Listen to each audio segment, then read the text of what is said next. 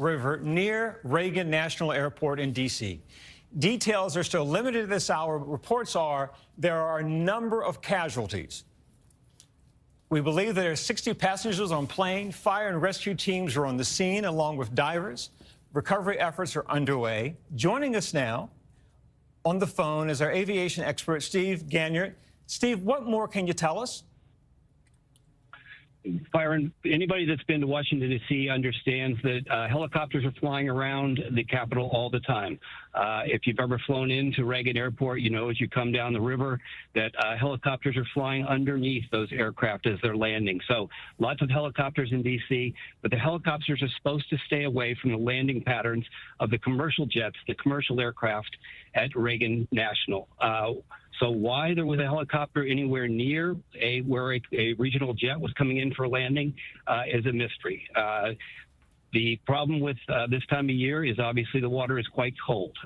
There is ice on the Potomac most of the way up towards the Key Bridge. And so getting anybody that is still alive out of the water quickly is going to be the real key for the fire department here.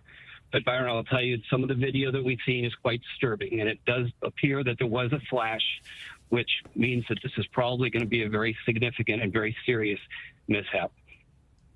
Steve, thank you. Stay on the line with us, please. We'll go to Catherine Falders, our ABC News senior investigative correspondent in Washington. Catherine, what more can you tell us? Hey, Byron, I apologize. You can hear the announcements behind me here, but we're at DCA, the Washington airport here, right in the middle of the city. And just to put this in perspective, I fly out of this airport a lot. They changed the setup of it recently. You used to be able to get closer to the water where a lot of the activity is going on. But when you walk right into this airport, you drive through the city of Washington, D.C.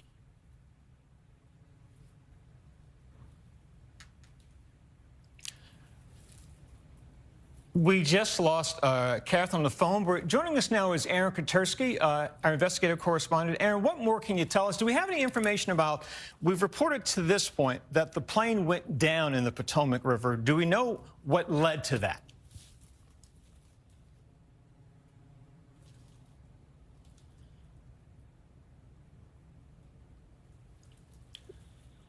All right, let's go back to Steve Ganyard. Steve, if you're still with us, what more do we know about this incident? As I said, we reported from the beginnings that a plane went down. We believe a commuter plane went down in the Potomac River. I heard you. And I got you. Aaron, is that you? Byron, it's Aaron Katersky. There are going to be a number of suspected fatalities, as you might expect, tragically here. The authorities are still trying to get a handle on a specific number, but that we know there are rescue boats in the water. Authorities are doing all they can, but there are going to be, we're told from a number of sources, a number of fatalities after this apparent collision between the regional jet inbound to Washington from Wichita that collided with a Sikorsky H-60 helicopter. That's a military helicopter. It could well be. I don't have specifics more than the FAA has put out, but we know that a small plane was on approach into Reagan National when this collision occurred, and now the FAA is investigating. But the primary focus right now is on getting into the water and seeing who there is to save, and sadly pulling bodies out of the water. Thank you, Aaron Katersky. Aaron, stay with me. The White House now has just confirmed that a military jet crashed into the commuter plane. According to the White House, it was a military jet that crashed into the commuter plane that went down into the Potomac River. Aaron, is there any expectation? I know there's certainly hope. Is there reasonable expectation there will be survivors from this, or do we have any indication about that? As you said, and as Steve Ganyard also pointed out, it's almost certainly there will be fatalities. But is there any expectation that there will be survivors as well? Byron, I think it's just too early to say. I spoke with somebody a moment ago from D.C. Metro Police who said they were still trying to get a handle on the situation as it is.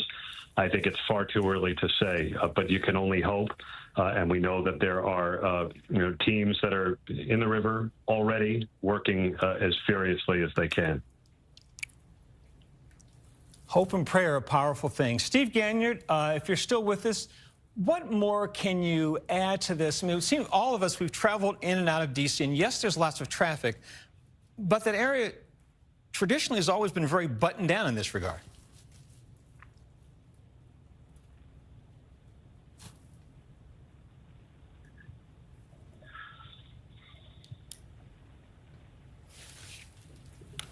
Okay, I'm not sure Steve is with us, but just to recap,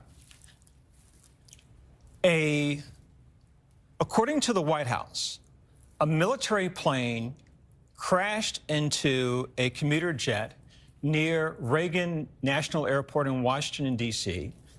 That commuter plane went down into the Potomac River. At this hour, rescue teams, firefighters, divers are in the Potomac seeking to recover what they can. The expectation is there will be casualties. We're going to return now to regular programming. We'll have a complete wrap-up later on Nightline. You can get the latest anytime on abcnews.com. Area, they mobilize quickly, and he, like everyone else, and this is really all you can do in a situation like this, unless you are part of the team responding to the Potomac, is asking that everybody pray for the passengers, crew, and their family, and of course the brave first responders. Steve, I'd like to bring you back in now that we have these aerials. What can you tell me about what you know is happening out there on the Potomac? Yeah, Phil, let me add something. I've just been listening to what I believe is the tape of the tower communicating with the helicopter. Our crews are working to verify that, but it's from a legitimate source, and it sounds legitimate to me. So, as we were talking about before, because the helicopter was flying within Reagan's air traffic control area, so within 3 miles of the airport, they had to check in with the tower. We're hearing communication where the tower told the helicopter that your traffic is the regional jet. Do you see it?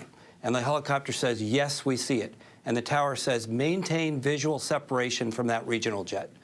So the helicopter says they saw the regional jet. The tower said, do you see it?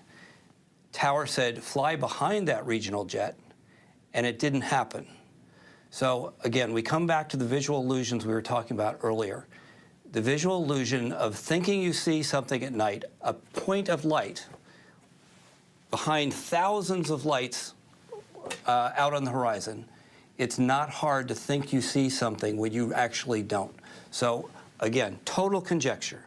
But if the helicopter said that they saw the regional jet, they acknowledged visual separation, meaning that the responsibility to stay clear of the regional jet was theirs. We see it, we see that they're landing, and we will stay away from it, we will go behind it. Perhaps they picked a point of light, or they picked an airplane that was not the regional jet, and they thought everything was fine. And Steve, the way you describe that, and I just want to let our viewers know we're waiting for a news conference from D.C. officials. That's going to happen in about, well, they say about 11:30.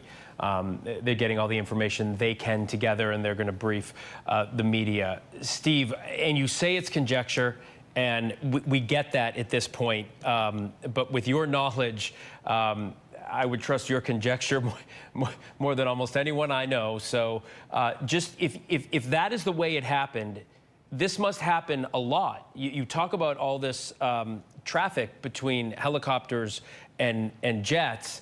The tower must talk to choppers like that often, I'm guessing, and saying, hey, do you see this? It's your obligation to be around it. What do you think went wrong here? I think that the helicopter thought they were in the right. They thought they were doing everything right. They were below 200 feet. They were talking to the tower. They thought they had the traffic in sight. They thought they had the interval as the regional jet was crossing their nose from left to right as it was landing on runway 33. So everybody in the helicopter thought they were in the right. It may have been that helicopter crew misidentified who their traffic was. They may have picked a point of light or an airplane that was not the regional jet that was on final. And in their minds, they're saying, okay, we got it, and it's here, when actually it was here. And so it's not hard. humans are fallible. I made more than my share of mistakes in my flying career, and you can talk yourself into seeing something in the air when you don't really see it. So your brain latches onto things. It's like a confirmation bias. And if they said, we got a point of light, and we're pretty sure that's the regional jet, and we feel that we're in the right, when really their interval was on a collision course. I want to bring Aaron back in now. Aaron, we're getting some word from the FBI. Obviously, the FBI is going to be involved here, too. This is happening right over the nation's capital. What do they have to say? And the FBI's Washington field office says, if I could read to you, Phil, that they are responding to the aviation incident at Reagan National Airport in support of our law enforcement and public safety partners. Please direct questions to the NTSB. But I think it does contain, despite the absence of any real information, a key phrase: the FBI is acting in support of law enforcement partners. That gives us an indication, Phil, that at least right now, the belief is this was nothing but a terrible accident. Had there been some kind of indication of criminality or something nefarious, I think the FBI would take a more lead role rather than the support role the Washington field office is talking about right now. Yeah, and the NTSB is definitely mobilizing. We're going to find out. We're waiting to hear from them as well. I want to just let everybody know who's watching that Reagan is going to be closed. That airport is going to be closed until at the least 5 a.m. Friday, while they try to sort through what has happened here. I want to go down to the airport. Jay O'Brien is inside, I believe, the airport right now. There you are, Jay. Jay, this airport has been shut down since this happened. Tell me what you're seeing and what you're hearing there. I mean, Phil, this is a usually bustling airport, and as you can see around me, it is completely empty. It is completely devoid of all people. And I'm going to switch the camera around, if you don't mind, just to give you a better sense of that. So this is the arrivals area of Reagan Airport. Again, this is an incredibly busy airport. It is the only airport that is inside, or adjacent to, rather, the city of Washington, D.C. It's across the river in Virginia. And usually it's a lot fuller than this. Now, everyone who was in this airport has been cleared out since they closed the airport. I've talked to the few stragglers that remain, and a lot of them are in the process of leaving. They say that they don't really know what's next for them. A lot of their trips were put on hold. Some of them were going to try to drive the variation of their route. They're booking hotels. They're talking to their airlines. There are a few people that seem to believe that they're going to be able to be rebooked on flights tomorrow morning. They may have heard that, they say, from their airlines, but obviously it remains to be seen if that's going to be feasible at this hour, given the large-scale search and rescue effort, and of course the fact that this airport is completely shut down right now around, what is it, just about 11 o'clock or so. Again, the airport completely devoid of people. You can see a few stragglers here and there leaving.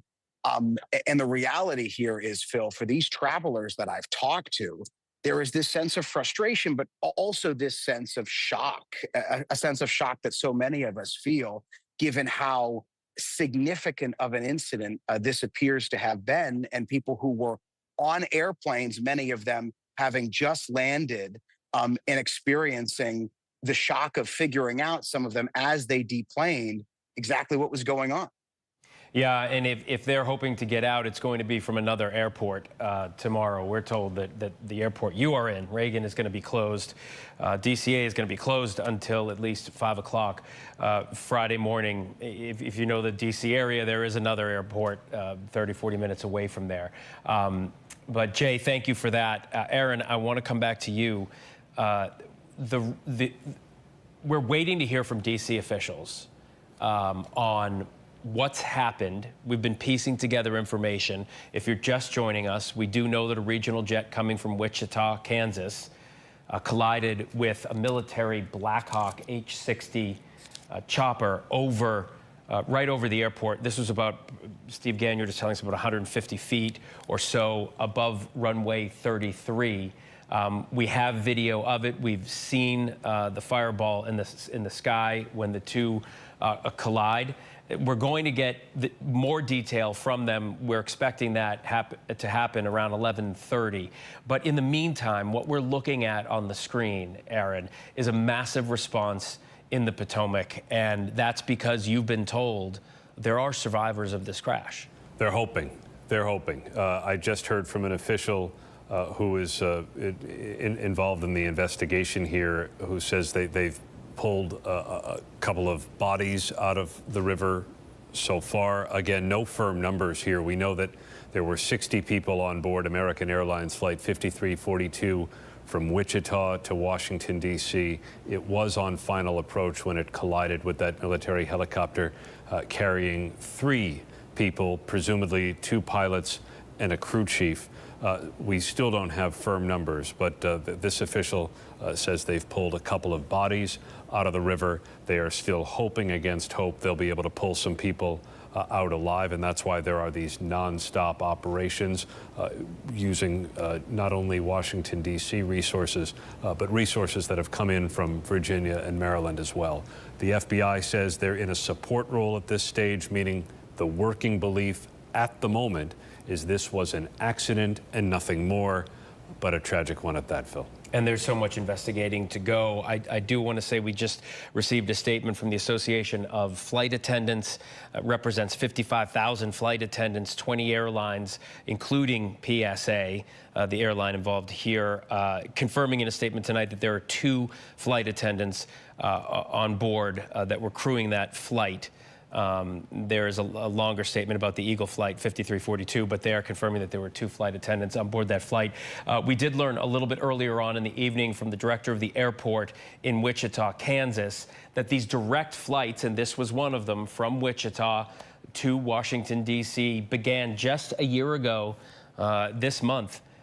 In January, and he has told members of the media there at the airport in Wichita that family members of people who were on board this plane are starting to gather at that airport. We did hear him say that the airport has a chaplain for just this very reason, and that the chaplain will be there to give comfort as best they can to the families here. Again, on your screen is this massive response on the banks of the Potomac, just outside of Washington, D.C., which is where DCA Reagan National Airport is. And just a couple of hours ago now, there was this regional jet coming from Wichita, Kansas, operated under American Airlines. Coming in, it was just about to land 150 or so feet above runway 33, and it collided with a Black Hawk helicopter. We do know 60 people, 60 passengers, and 4 crew members were on board that plane. And now we know from the Flight Attendants Association that 2 of the crew were flight attendants. So presumably you then have a pilot and a co-pilot. We're not sure about that, but we do know there were 2 flight attendants, 3 soldiers on board the Black Hawk. Now what we have is a situation where we know passengers have been pulled from the Potomac. We don't know what condition they are in. They've been brought to hospitals. But that massive presence you see there on the banks of the Potomac and the boats that you see on the river, those are people desperately trying to find anybody who not only could have survived this horrific collision in midair, but then also the fall into the Potomac and then the icy waters of the Potomac. It had been iced over up until recently when it had just started to thaw out.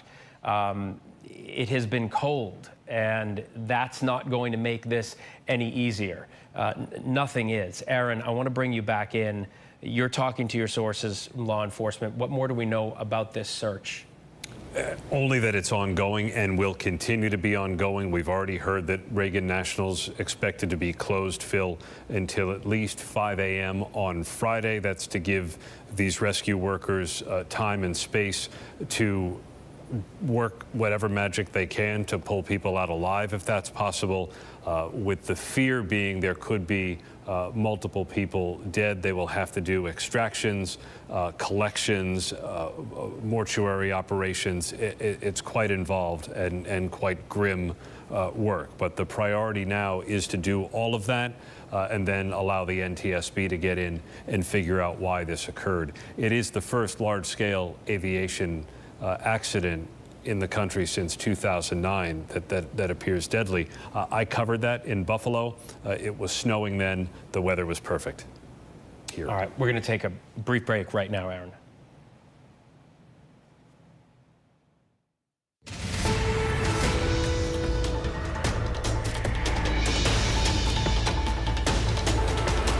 Hey, good evening. I'm Phil Lipoff. If you are just joining us, we have been following that major breaking news out of Washington, D.C. for several hours now. This is the scene on the Potomac River just outside of Reagan National Airport, commonly known as DCA. This is what we know right now. There was a regional jet that left Wichita, Kansas earlier on in the evening. It was a direct flight from Wichita to Reagan. It's operated, a regional jet operated under American Airlines, 60 passengers, 4 crew members on board. It was just about to complete its flight. And we have some video of what had happened. Just about 150 feet over runway 33, which is not particularly a busy runway because of how it is, but it's a very busy airport. We're going to show you a closer view of it right now. That light right in the middle is what we believe is the helicopter. The plane is coming in, and you can see the collision right there and the explosion. This was a military helicopter. The military is telling us it was an H-60 Blackhawk with 3 soldiers on board. And you saw it just there in that EarthCam video. After they collided, they both went down into the Potomac, and that's why you see this major search and rescue operation on the Potomac right now. We are told some people have been pulled from the Potomac and rushed to the hospital. They are obviously looking for anyone they can. I want to go down to the scene right now, just outside where this is happening. Alex Perche is there. Alex, I just want to mention this as we go to you. We are waiting for a news conference to happen any minute now. When that happens, we'll go to it. But in the meantime, tell me what you're seeing there from the ground. Hey, Phil. Well, so just to orient you, we are on the arrivals ramp here at DCA in between Terminal 1 and Terminal 2.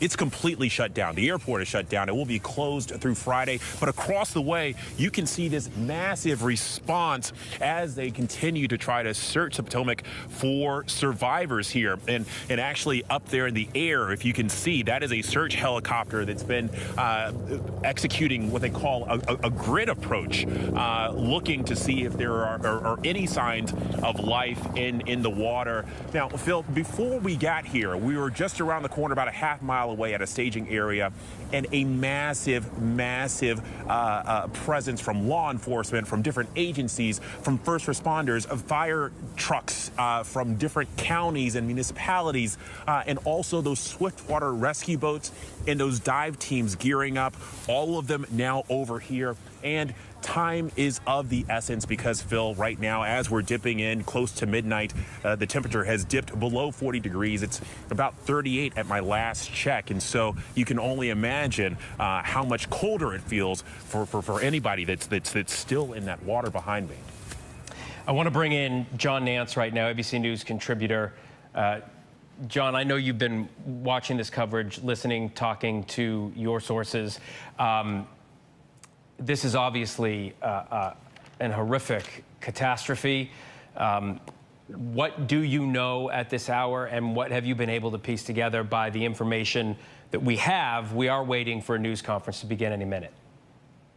Well, I should say what we think we know is that at least both crews were talking to air traffic control and to the Reagan controller, because there was apparently some sort of an order issued for the helicopter to follow the other aircraft. How these two came to be in exactly the same place at the same time is, of course, the question. This is one of the most heavily controlled pieces of airspace in the United States, probably in the world for that matter, because it's right adjacent to Washington National, or rather Washington itself.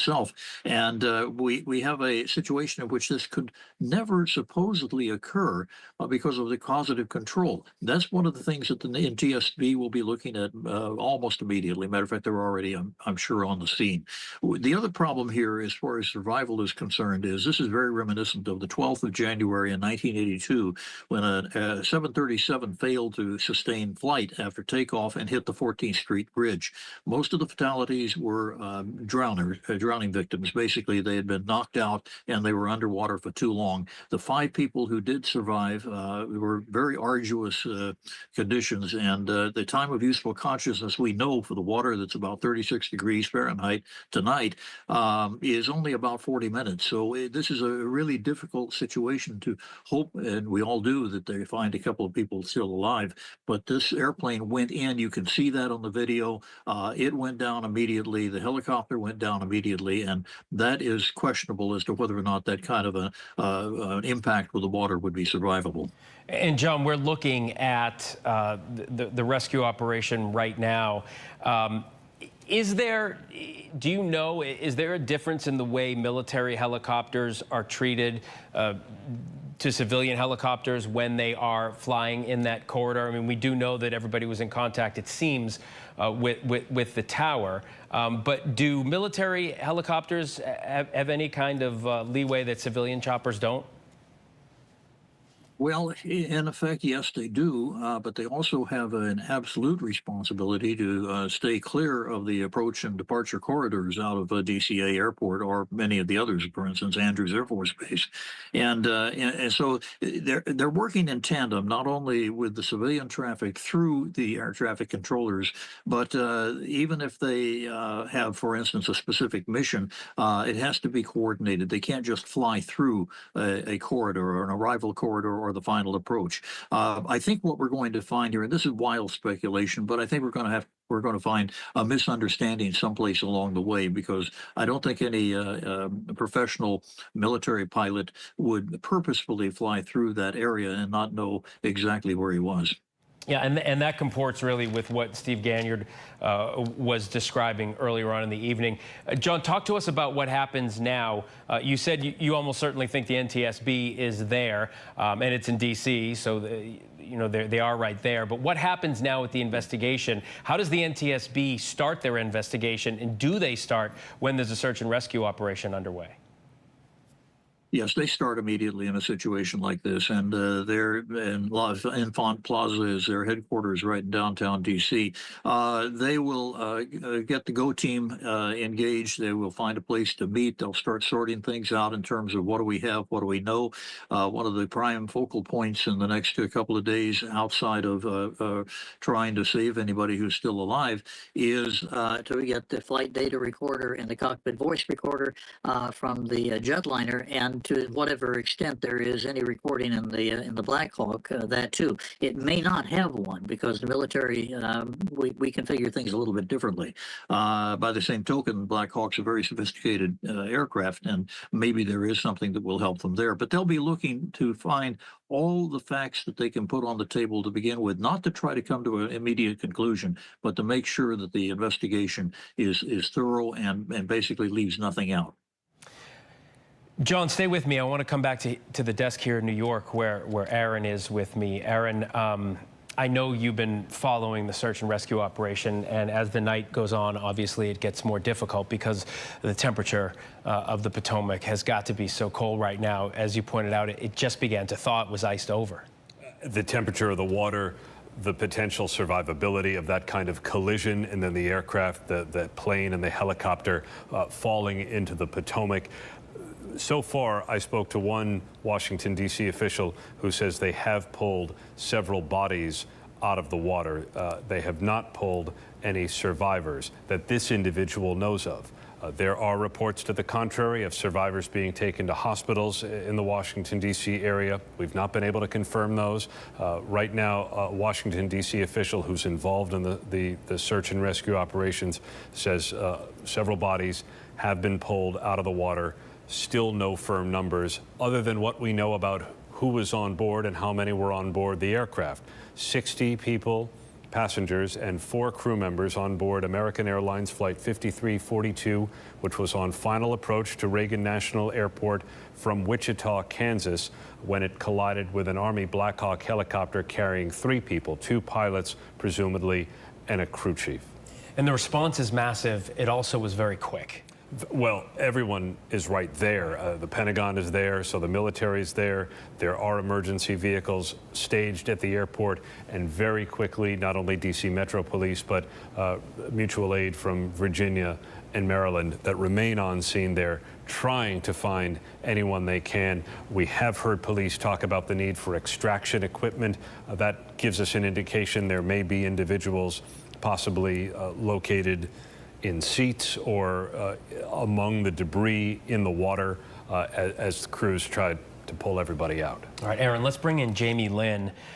Jamie lives near the airport. Jamie, thanks for joining us. I know you took a video, posted it to TikTok. Describe to me what it is you saw and heard. Yeah, absolutely. So it was just a normal Wednesday night here in Crystal City. Aside from some regular airport noise pollution, which we really hear 24/7, we have a direct line of sight to the airport. I hopped on Facebook and I looked in our local Arlington community group, and the first thing I saw was that there was a plane crash. Kind of had to rub my eyes at first because I hadn't heard anything. So I look out my window, and as you can see in the video here, just hundreds of EMS on the scene. And even to this moment, it has now been almost 3 hours since the initial impact. We still have a lot of emergency response teams coming in. So. Yeah, and Jamie, I'm wondering that view that you have and that video that you took, I know when I saw the first pictures of the response this evening and realized how big it was, how dramatic and devastating this evening was going to be. I'm wondering, you know, my heart sank. I'm wondering what your first reaction was when you saw that kind of response.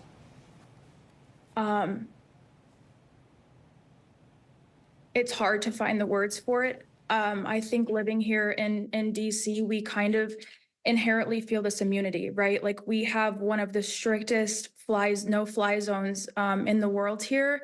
Any aircraft that flies over this region is heavily monitored and tracked, and you know what is flying, who is flying.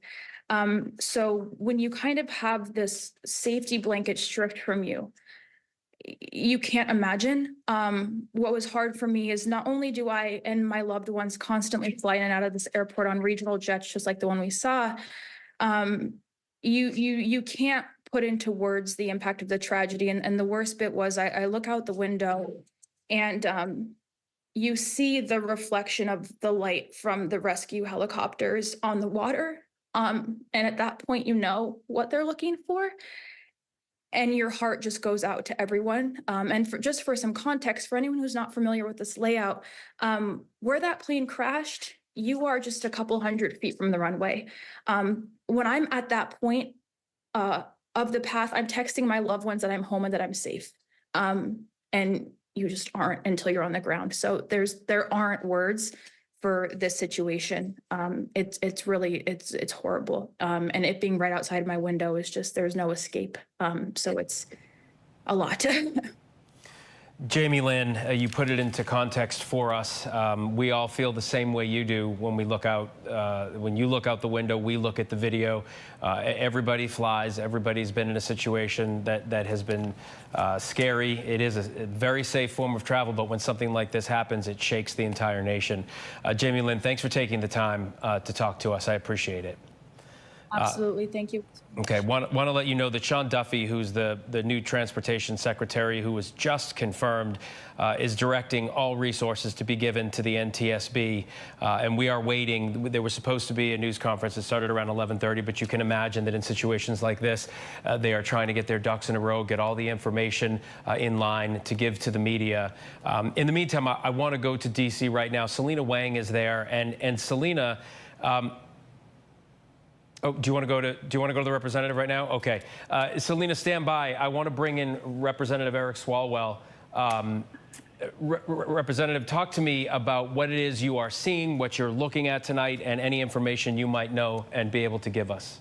Yeah, no, it's just awful. And I landed about 6 minutes, it looks like, before that collision at DCA. I was visiting my parents in Houston and took a United flight back to DCA. And anyone who commutes to Washington, D.C. knows that approach. It's one of the most beautiful approaches in the world, and you just take it for granted. And landed bolted out of there, got to the car, and saw the news just like everyone else, and hoping that there is some signs of survivors and thanking the first responders. But I'll just tell you that these types of incidents don't happen a lot in America. And as a member of the Homeland Security Committee, we do a lot of work to deconflict and to make sure that we understand crashes and that we're better and safer after them, which is why we haven't seen anything like this in a very long time. And Representative, we heard from Homeland Security this evening. We've heard from the Transportation Secretary, from the White House. We've heard from the FBI, because obviously this is Washington, D.C. And as you mentioned, being a member of the House Committee on Homeland Security, you've obviously got to secure the nation's capital. It doesn't appear right now that any of those agencies are looking into anything that would be anywhere near foul play. We've heard that both of these aircraft, the regional jet coming in from Wichita, Kansas, and the Blackhawk helicopter were, it seems to be in contact with the tower, and this appears at the moment to be a horrific accident and tragedy. But you flying in, you come in, you get off the plane, and you go on with your life. And millions of Americans do that every single day. This is going to shatter the confidence for some people in this country when it comes to air travel. And this is an incredibly crowded airspace.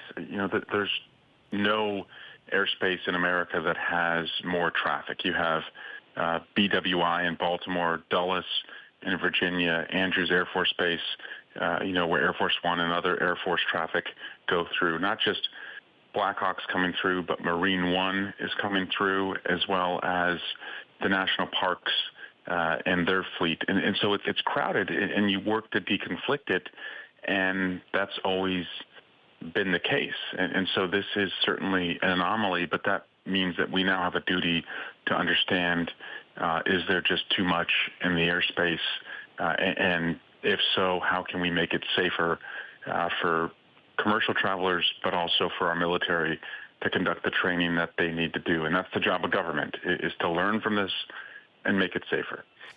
And what role do you think Congress will play in something like that? Right now, there's a search and rescue effort underway, and lives are presumably in the balance. After that, the NTSB will take over, and the investigation will happen. But is there a role for Congress to play? I mean, this is the worst aviation disaster we've seen since 2009.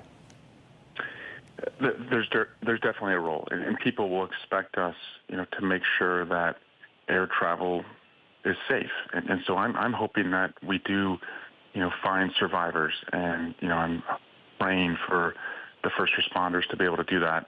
And my job tomorrow when I go to work is going to be, to understand what can we do to make sure that Americans still have confidence in such a crowded airspace. Because, as you pointed out, aside from accidents, and we haven't had one of these since Buffalo in 2009, but aside from accidents, we still have a lot of enemies who would love to exploit vulnerabilities in our travel. And so we have to assure the American people that it is still safe to travel. And it has been. And that's the great part of the NTSB, is when these accidents happen, they actually make us remarkably safer. And so that's going to have to be the duty and the mission as we go forward. Representative Eric Swalwell, thank you so much for calling in, sir. I'm glad you landed safe, and we'll talk soon. In the meantime, I want to bring in Tom Howder, former Director of Aviation Safety at the NTSB. Tom, thanks so much. We really need some perspective on this. First of all, your thoughts on this happening. We'll get into what the NTSB is doing right now, but this is virtually unheard of. Yeah, this is very unusual. A mid-air collision like this, so close to the airport, it hasn't happened in a very long time.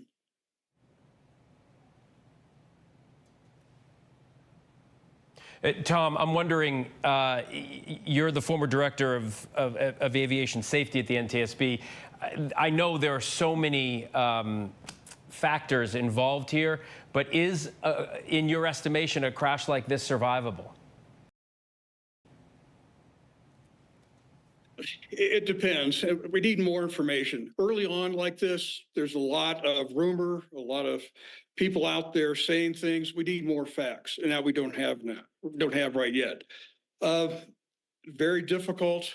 Clearly, the altitude, the bank angles I'm hearing of, survival will be difficult. The very cold water doesn't improve matters. It's dark night. We hope for survivors, but we'll have to wait and see. We need a lot more data. Yeah, it was some of the things we're learning right now is the Potomac is about 36 degrees. There are wind gusts 25 to 30 miles per hour, so that's going to be very cold. I'm wondering, sir, what are the things that the NTSB are going to be looking for immediately as they get on the scene tonight? Well, immediately they'll pull all the air traffic control tapes, all the radar tapes. They'll be gathering information on the flight of the aircraft, the flight of the helicopter, putting it all together. That's going on immediately.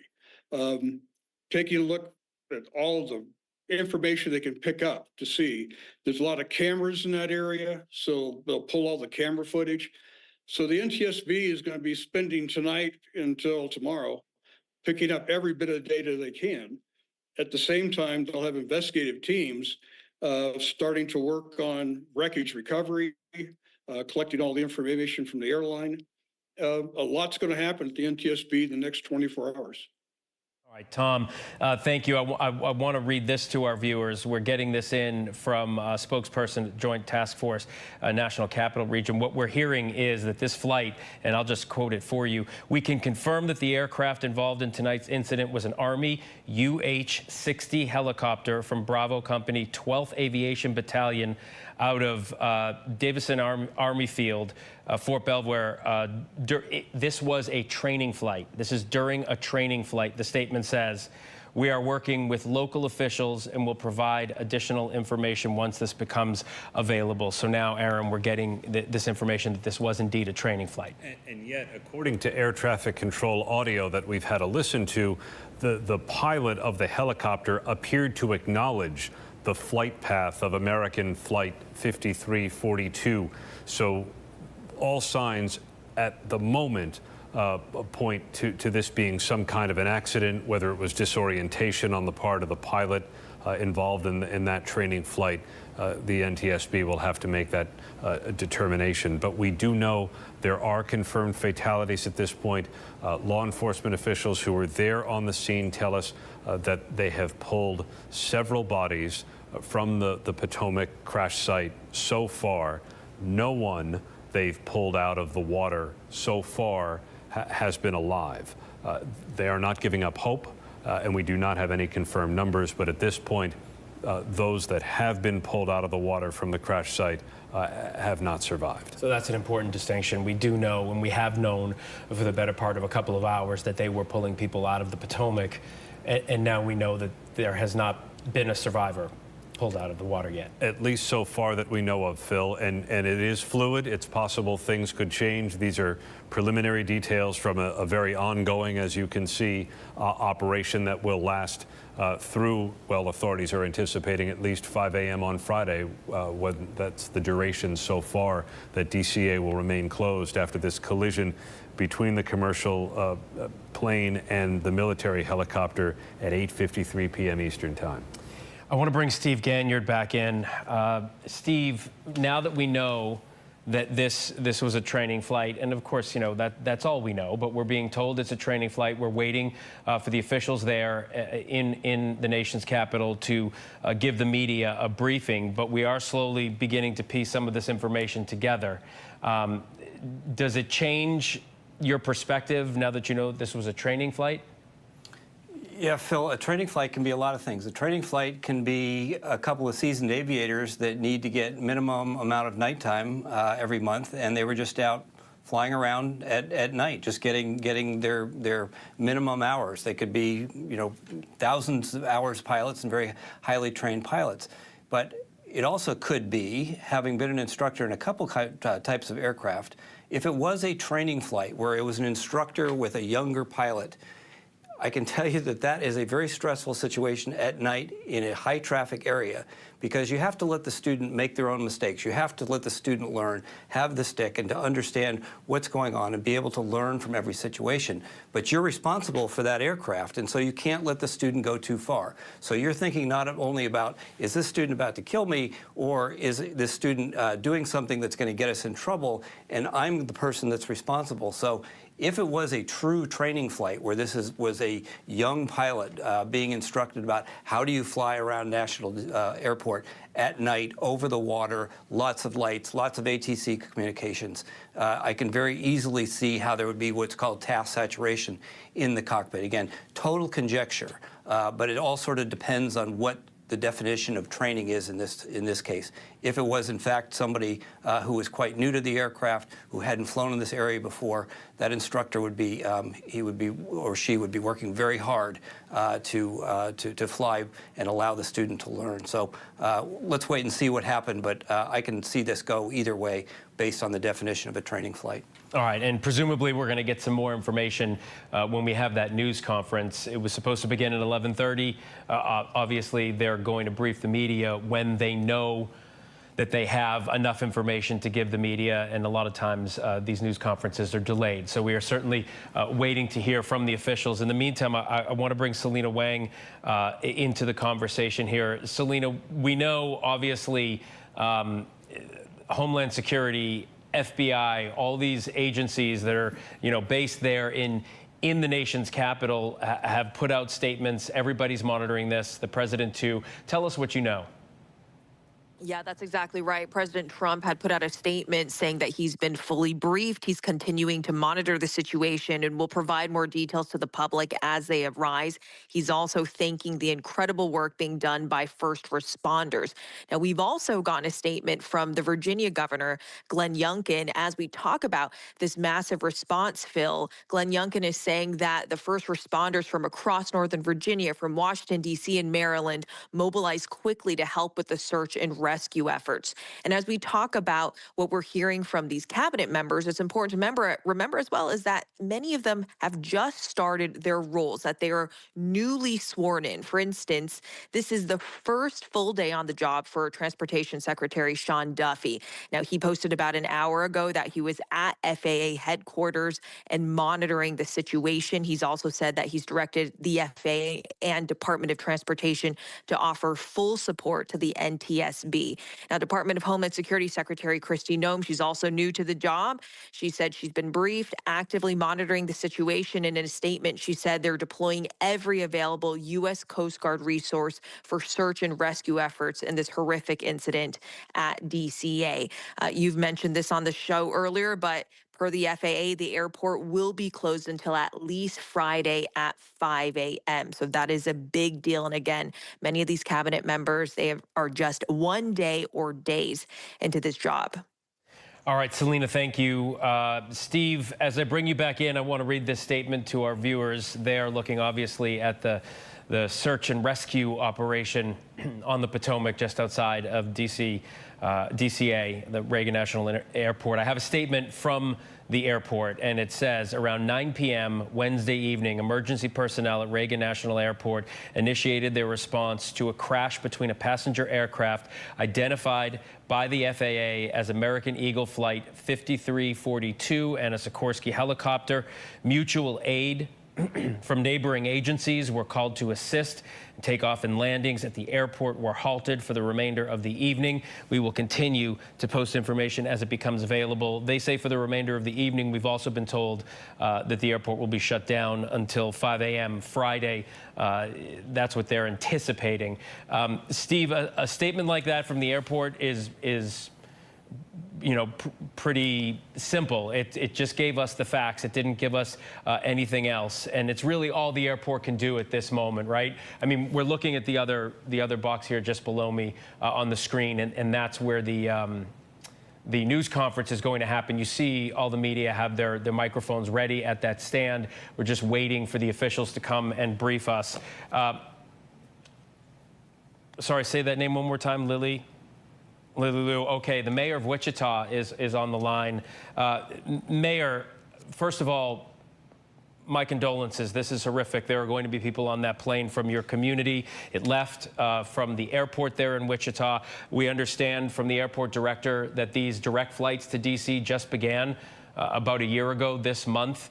So obviously our condolences for what has happened tonight. Tell me what you know.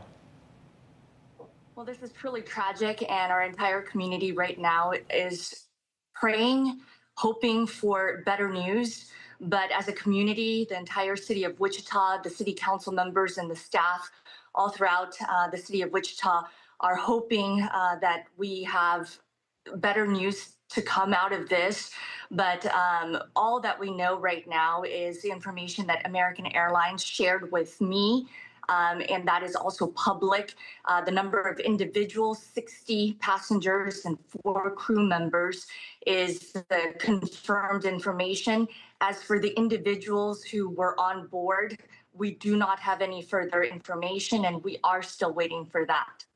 We're waiting for that information as well, Mayor. I'm wondering what you are going to do there in your community. What services are going to be available? We heard the airport director say earlier on tonight that there will be a chaplain at the airport. Obviously, families are gathering there. Who want more information. There is that space for them to be here, but we really are encouraging people to contact American Airlines as they have that line where they can get the most current information. As far as the staff here at the airport, everyone, again, is all hands on deck.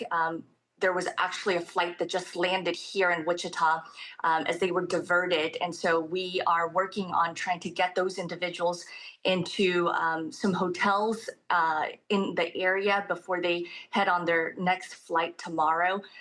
The third thing that we're working on is we're trying to gather the confirmed information and have a news conference in the morning. But prior to that, we also want to have a community-wide prayer.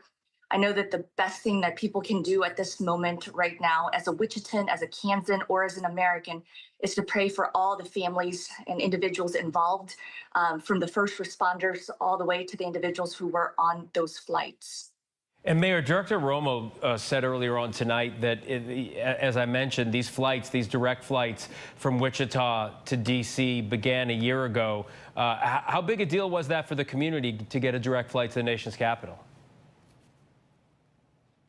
It was actually the very first day that I became mayor that this flight was available, and something our community was very excited about. Having a direct flight from Wichita, Kansas to Washington, D.C., our nation's capital, was something that we've been working forward and looking forward to, thanks to Senator Moran.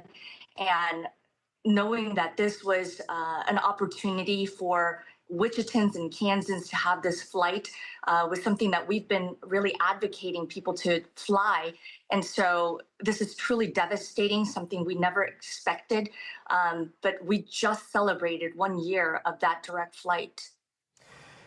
Mayor Lily Wu from Wichita, Kansas, we do appreciate you taking the time during this horrific tragedy to call in and talk to us. Our best to your entire community, and no doubt the days you have ahead. Mayor Wu, thank you. I want to go back down to the ground. What you're looking at are aerials of the Potomac right now of the search and rescue. You see some of the boats out there on the Potomac, and obviously the massive response, EMTs, first responders lining the banks of the river right outside of the runway. But I want to go to Alex Perche, who has sort of a ground level view of what's happening. Alex, we can see those search and rescue lights on the Potomac flashing from above, the helicopters above. What more do you know about what's happening down there right now? I mean, it is a frantic search right now, Phil. You see that sea of red.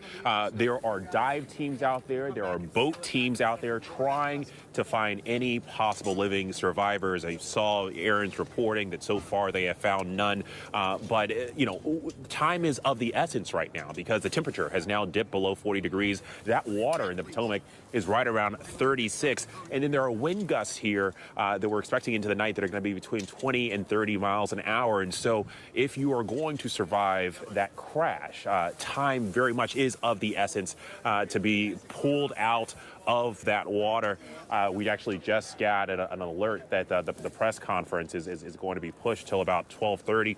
But, you know, that's the fluid and kind of frantic situation that's happening right now. We've actually seen an uptick in police and first responder activity on the ramp that we're at. We actually saw a hazmat truck from Fort Belvoir where that Black Hawk helicopter took off from. But Phil, I cannot underscore enough just how desperate of a search is going on right now in the Potomac behind me, because that water is very, very cold.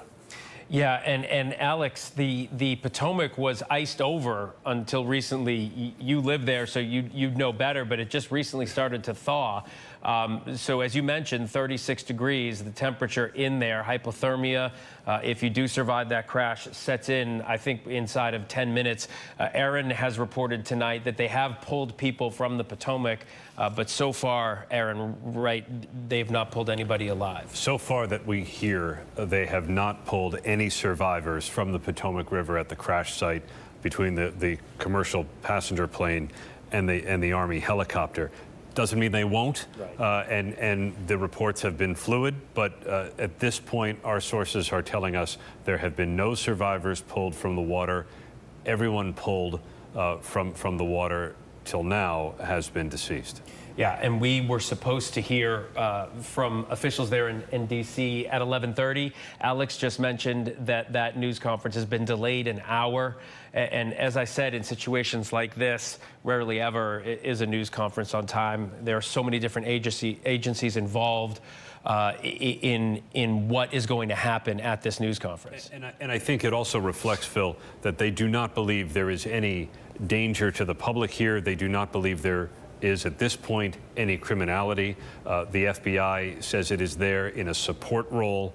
At this point, and the NTSB will decide for sure, it does look like this was some kind of a tragic accident, and that may be part of the reason why the authorities have not felt the need to come out to say any more. It's evident what has happened. We've seen the video of the collision, the big fireball. There are questions about the general survivability of a collision like that as the two aircraft dropped into the river. But at this point, the authorities clearly do not see any follow-on danger that the public would need to be alerted to. They've shut down the airport for the foreseeable future, maybe till, 5 a.m. on Friday. That's what they say. And at this point, the priority is to try to get people out. All right, Aaron, I want to bring in Louis Martinez from the Pentagon for us. Louis, let's talk a little bit about what we know from the military side here. This, they're telling us, was an H-60 Black Hawk. There were 3 soldiers on board, and we know it's a training mission. What more are you being told?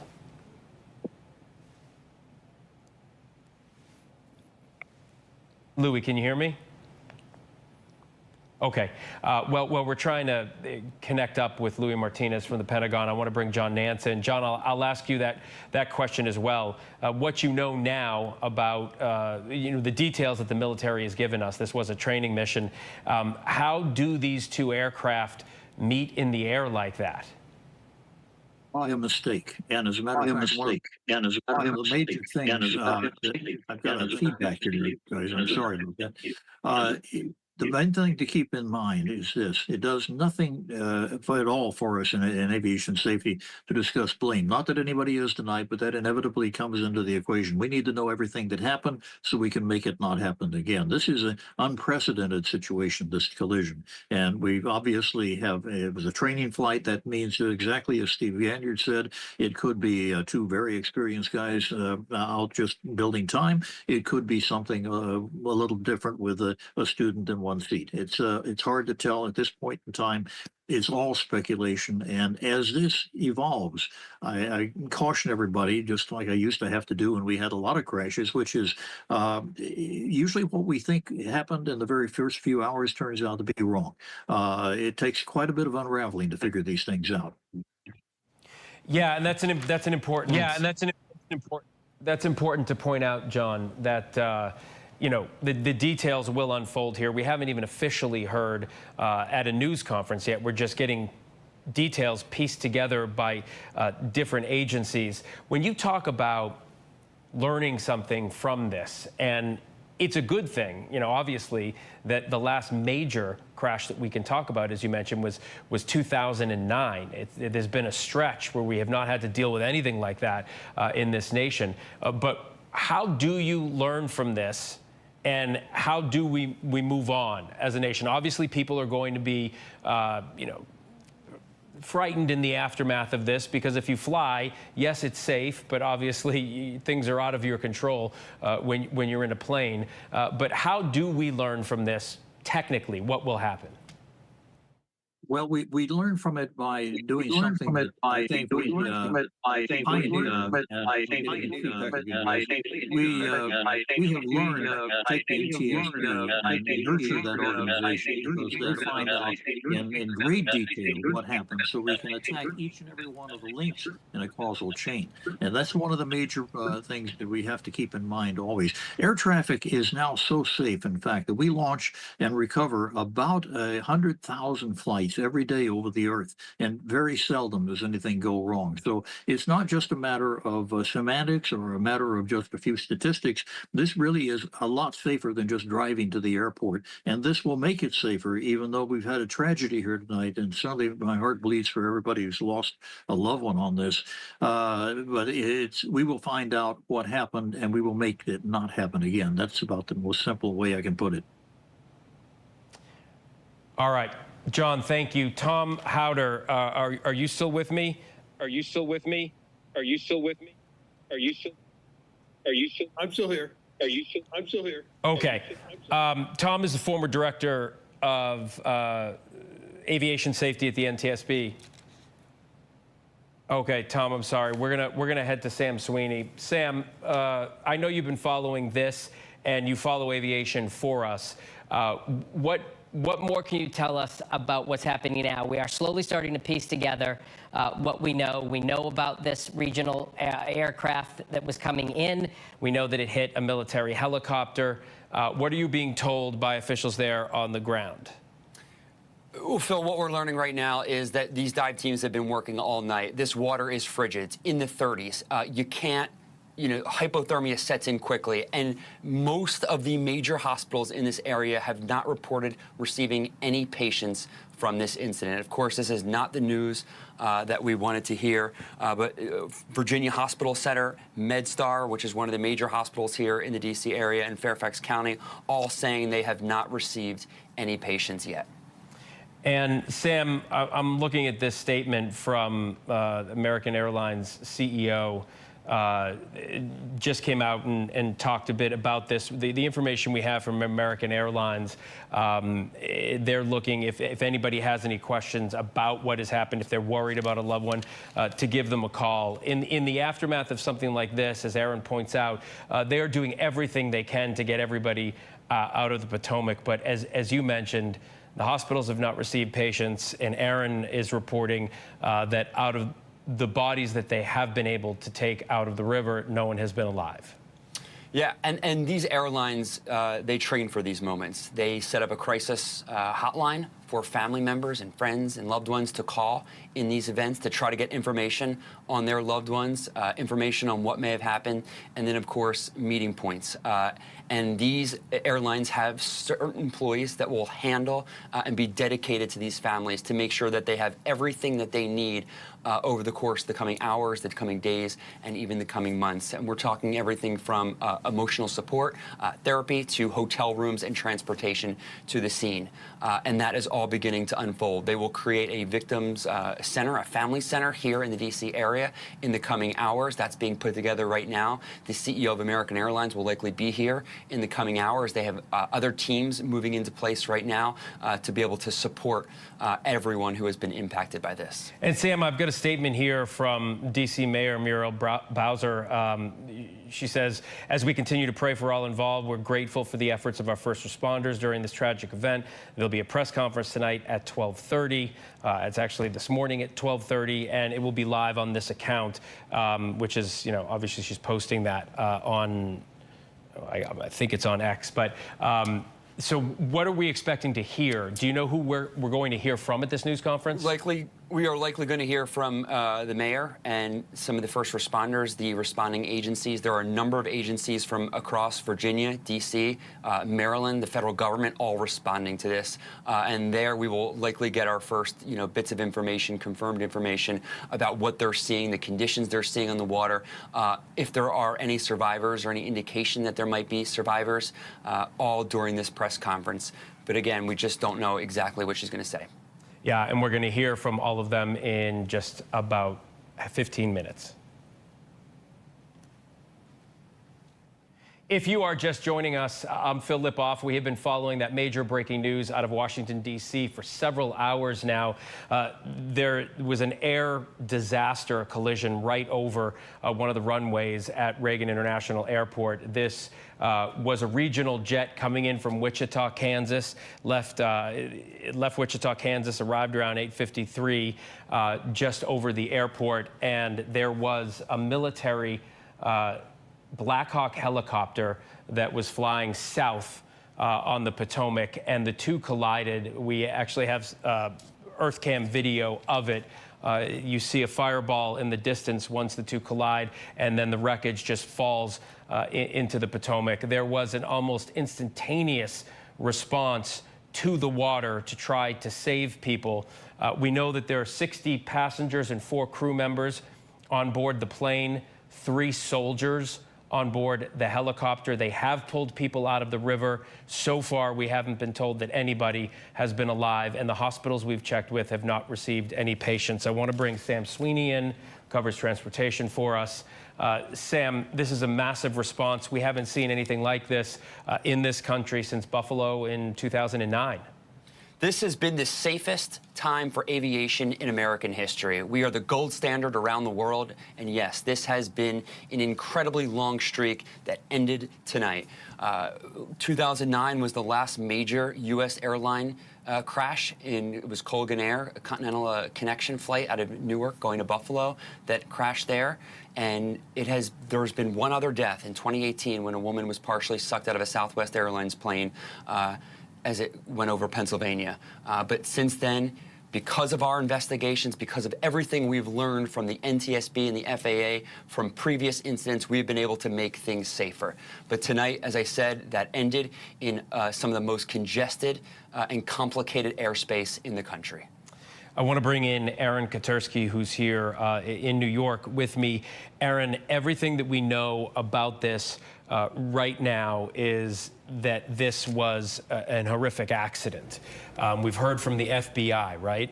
The FBI says it is there from the Washington field office, at this point only in a support role. And that tells us that at this point, there does not appear to be any evidence of criminality or nefariousness, that this was indeed a tragic accident. We've had to listen to some air traffic control audio. The pilots aboard the Black Hawk helicopter appear to acknowledge the flight path, the final approach of the American Airlines Flight 5342 from Wichita, but for some reason, whether it was disorientation or some other reason that the NTSB will determine, the collision occurred.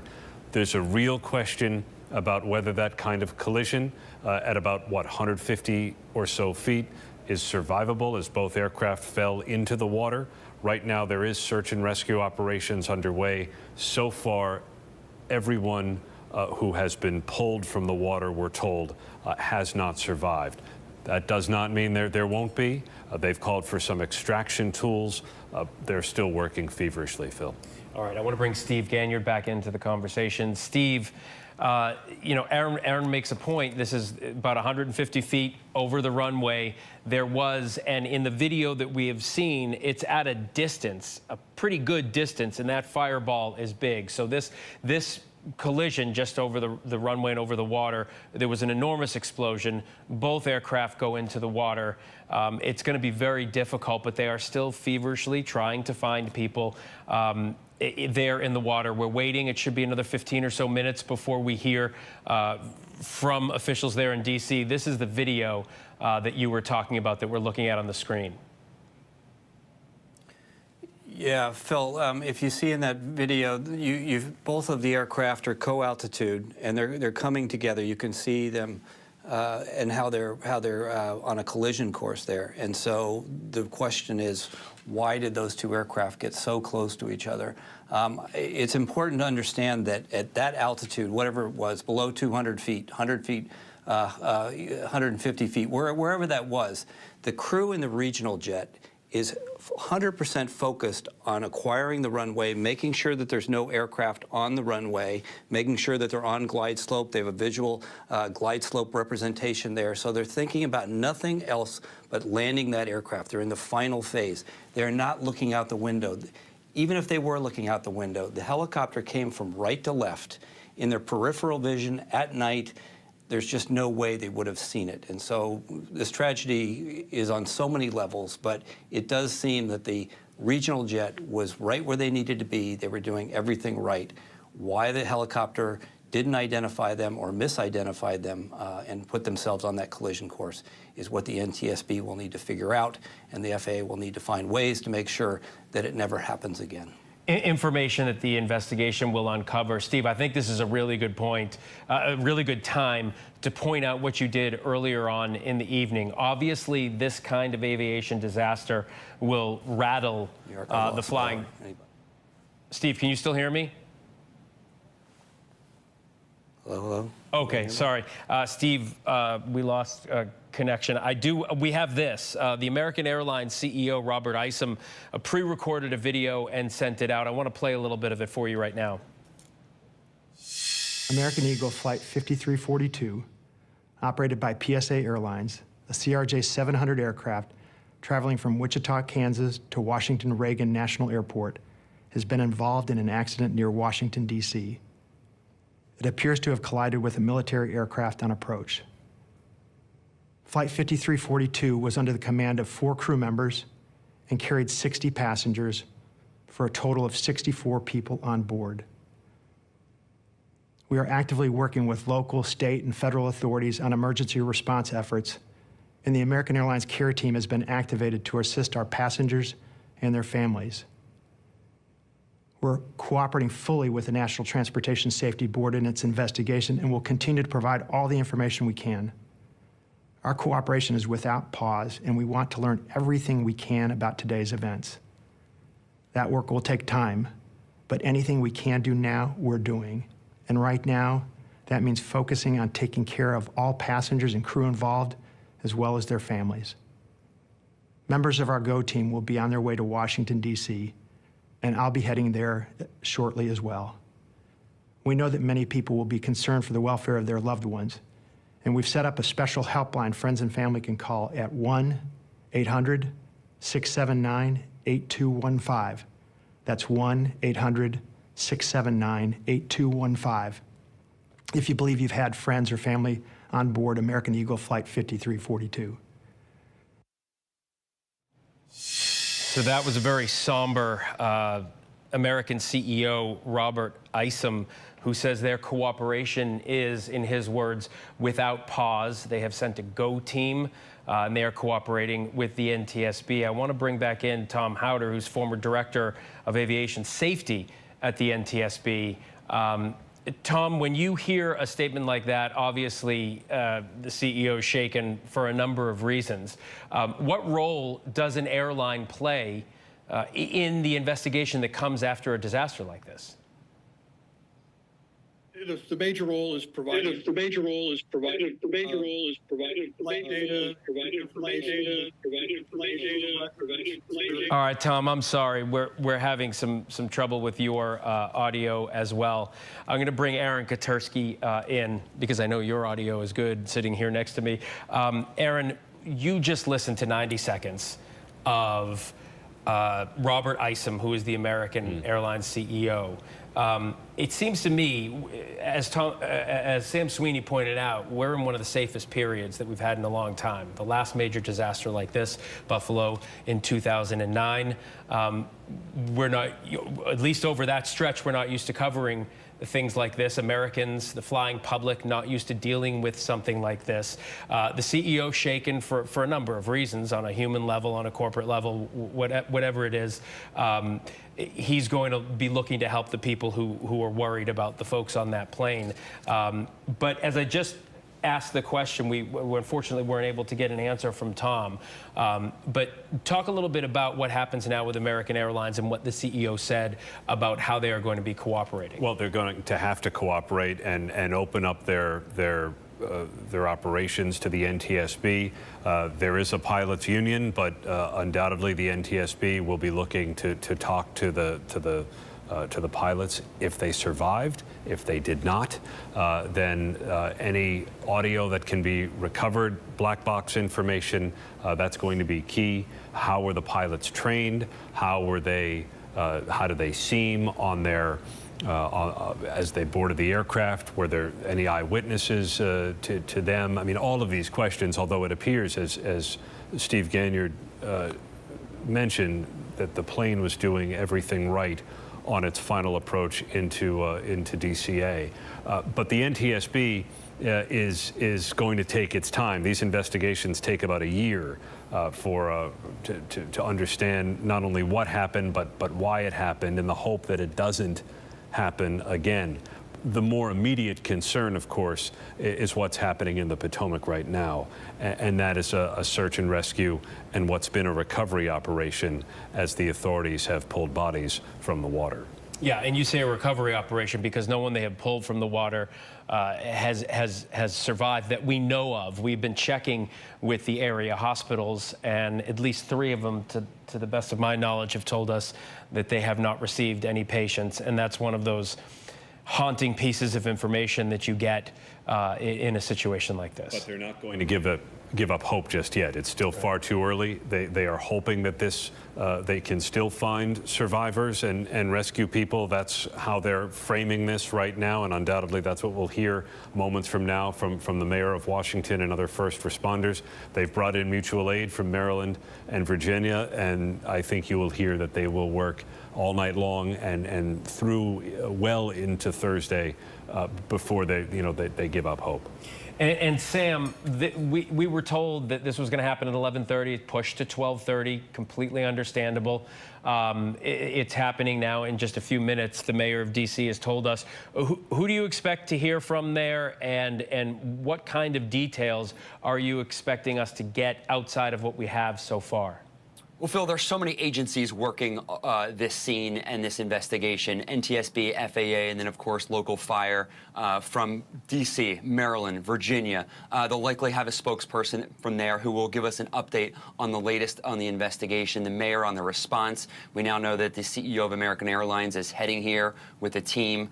So this is going to be a joint operation, and it'll likely be an entire team to give us everything that they know so far with the rescue and recovery. Louis Martinez is at the Pentagon for us. And Louis, I want to ask you about this. The military has told us that this was a training mission. As Steve Ganyard pointed out, we don't know what that means. Really experienced pilots will train at night to get hours on flying at night up and down the Potomac and in that crowded airspace, or it could have been someone who was more novice.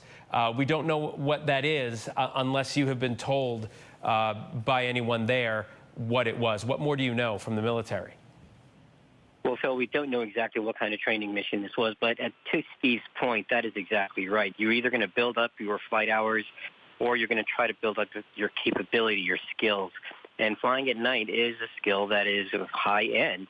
And so this is something that military pilots do all the time. And I think tonight's incident just kind of highlights, when we hear the word training, we think that it's going to have those safe parameters and everything. But really, they are just as risky as operations in combat zones.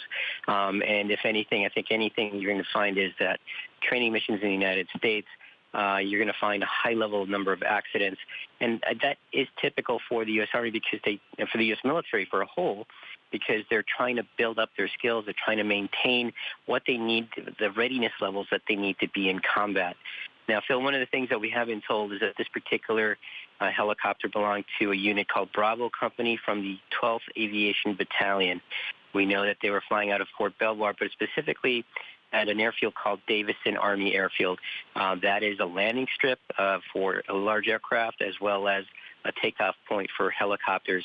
Now, we've been reporting from earlier tonight that there were no senior Army officials aboard, and we talked about the proximity to the Pentagon and the fact that this aircraft was an Army Black Hawk. When we look at the unit, it all makes sense why officials were saying that. The 12th Army Battalion specifically is tasked with flying VIP officials from the Army. Actually, they fly two kinds of aircraft. It's the dull green, dull gray Black Hawks that we're used to seeing in tactical situations.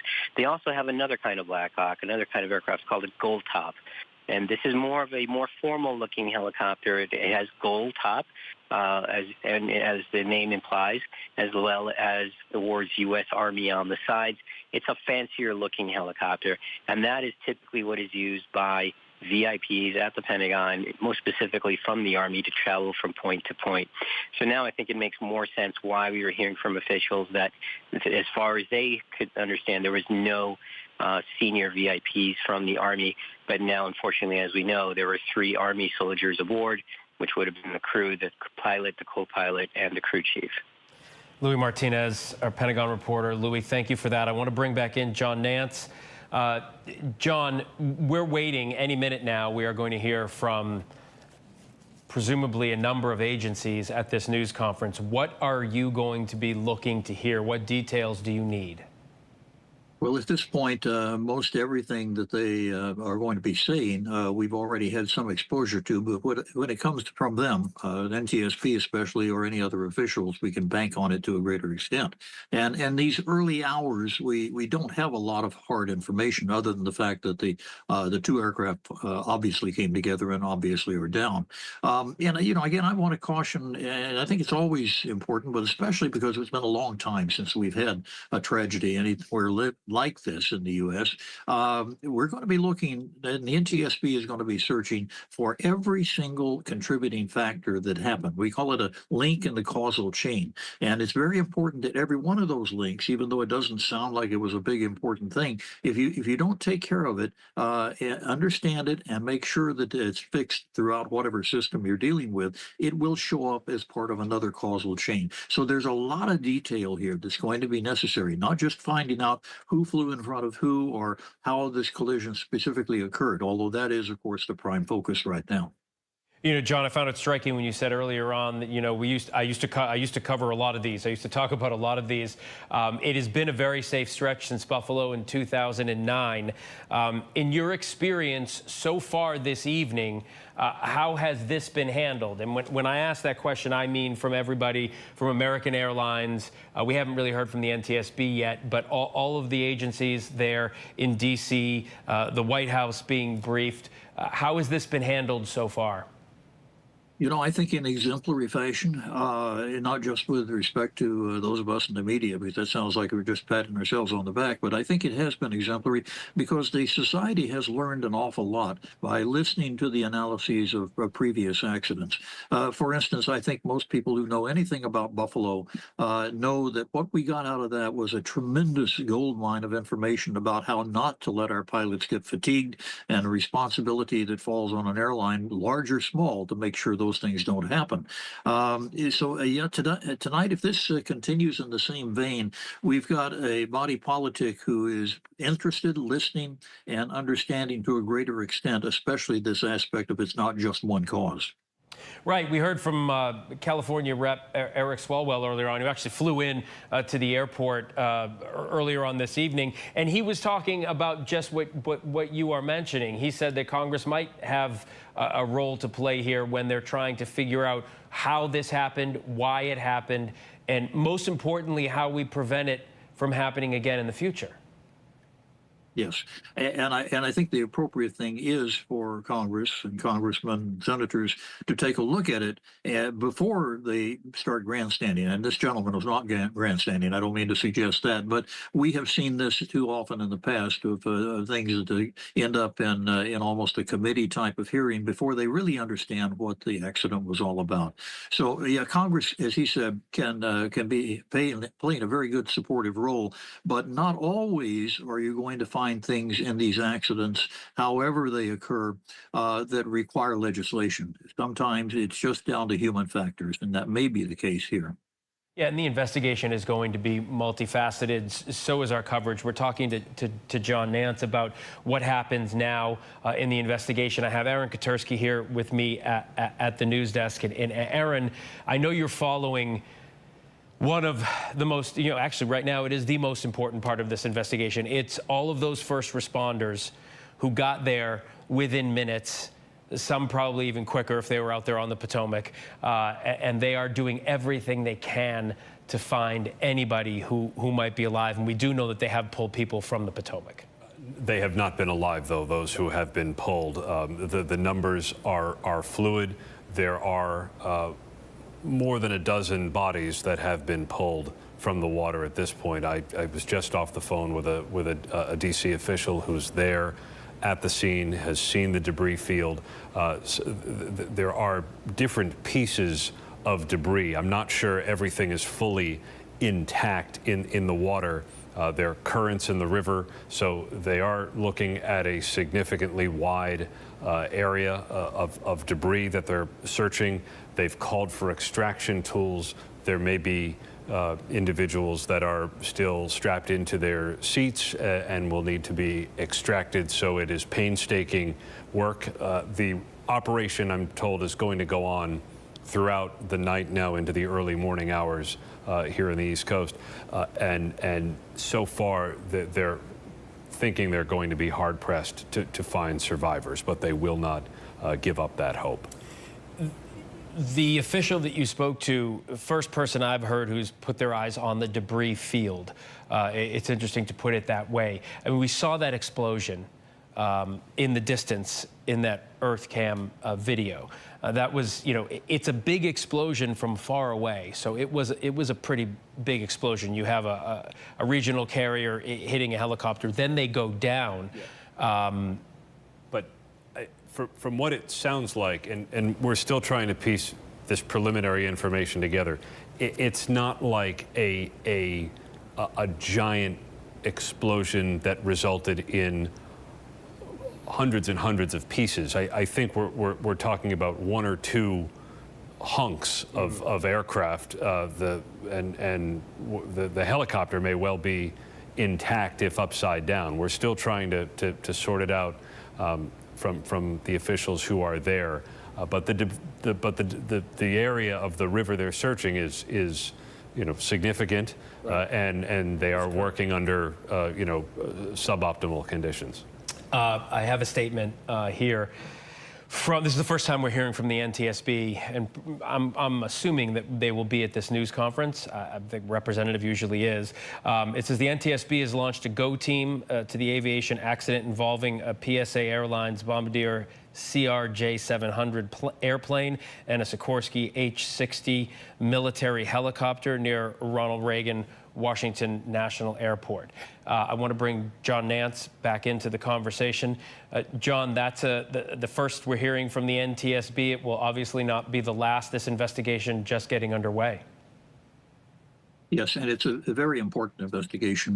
They're going to be fanning out in all directions, just as has been stated previously, as Steve said this a little bit ago, that and Tom Outer did too, about getting the records all secured as fast as you can, the cameras, the audio tracks from air traffic control, all of this. You don't make a decision, they don't make a decision about what's important and what's not important until they get way into the latter part of the investigation. Right now, it's just collection and, of course, continuing to monitor the attempts to find survivors.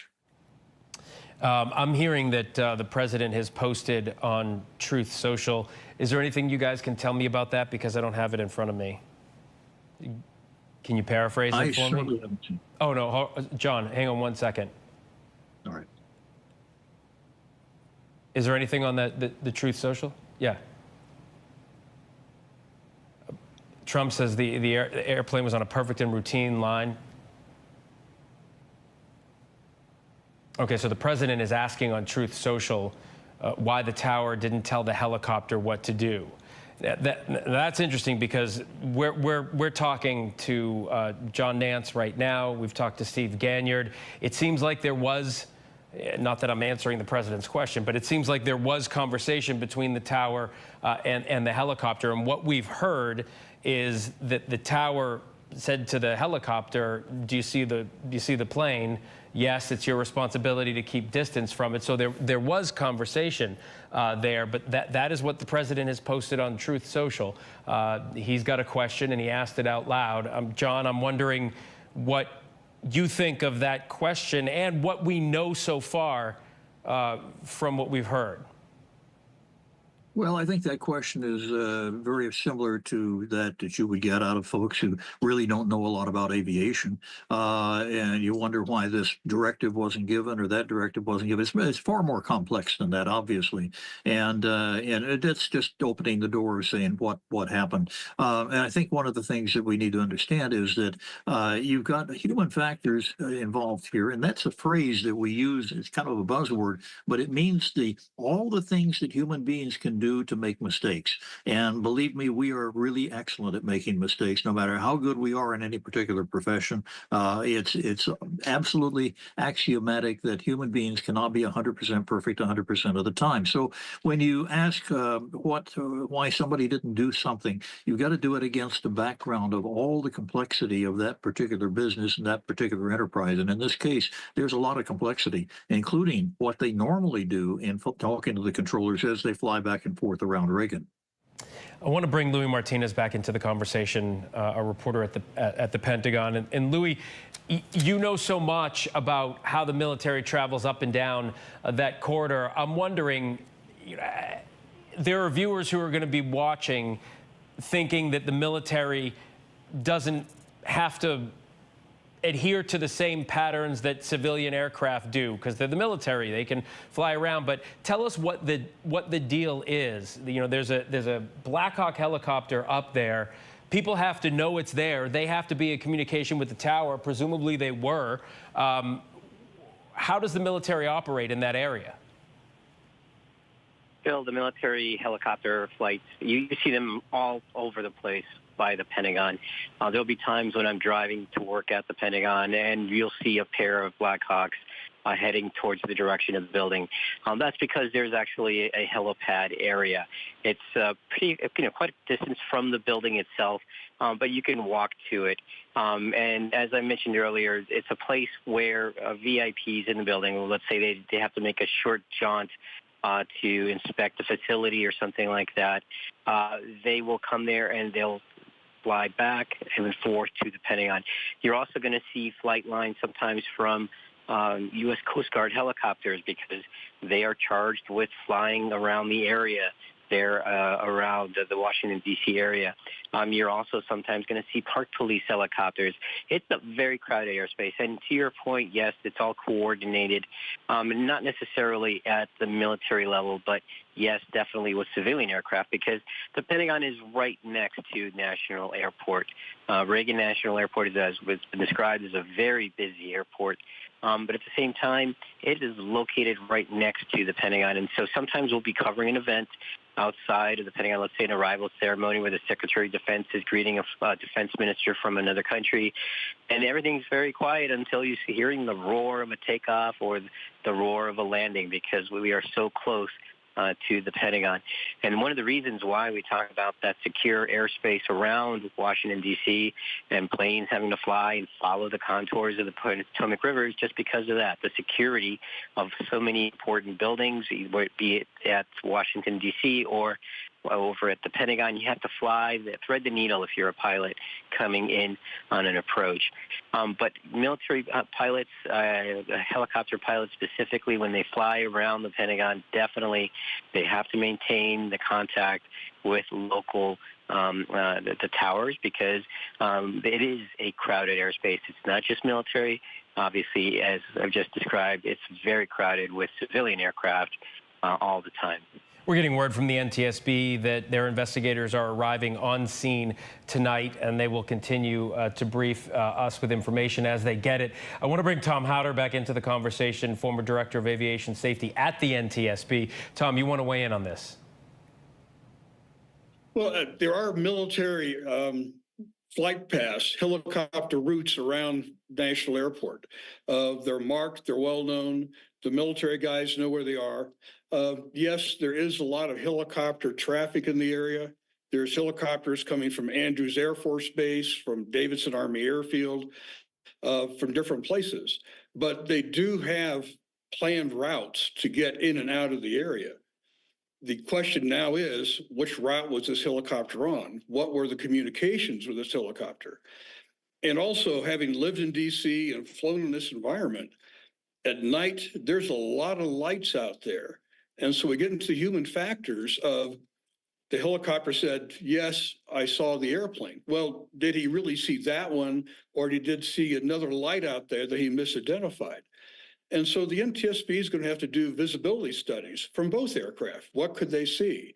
Certainly, as John mentions, the RJ on approach is focusing on the runway. He's focusing on the approach. But could he have seen this? Where was the helicopter positioned? This is going to take time. It's going to take time to go through all the data and take a look at it. But I don't want people to think that these helicopters are just out there randomly running around. They do have very specific routes to fly. They are in communication with air traffic. And the question happens here, what happened? Where did communications fail? Where did visibility fail? This is sort of a see and avoid environment. And how didn't that work in this situation? And it'll take a while to piece together. And I know the NTSB will do it, but it will take time. It's not going to be solved overnight. And Tom, I'm wondering what you make. The president obviously has been briefed on this and posted on Truth Social, asked a question. Obviously, it's one of the questions that people are thinking about tonight. He said, why didn't the tower communicate with the helicopter? We believe that there was communication between the tower and the helicopter. I'm wondering what you think of that question first off, and then when the NTSB, they say they're sending their investigators tonight, when they get there, what is the first thing that they do? Well, in terms of the question, it's a good one. I mean, what were the communications? And if the tower says, do you see the other aircraft? And he gets back a positive response. Yes, I have the aircraft in sight.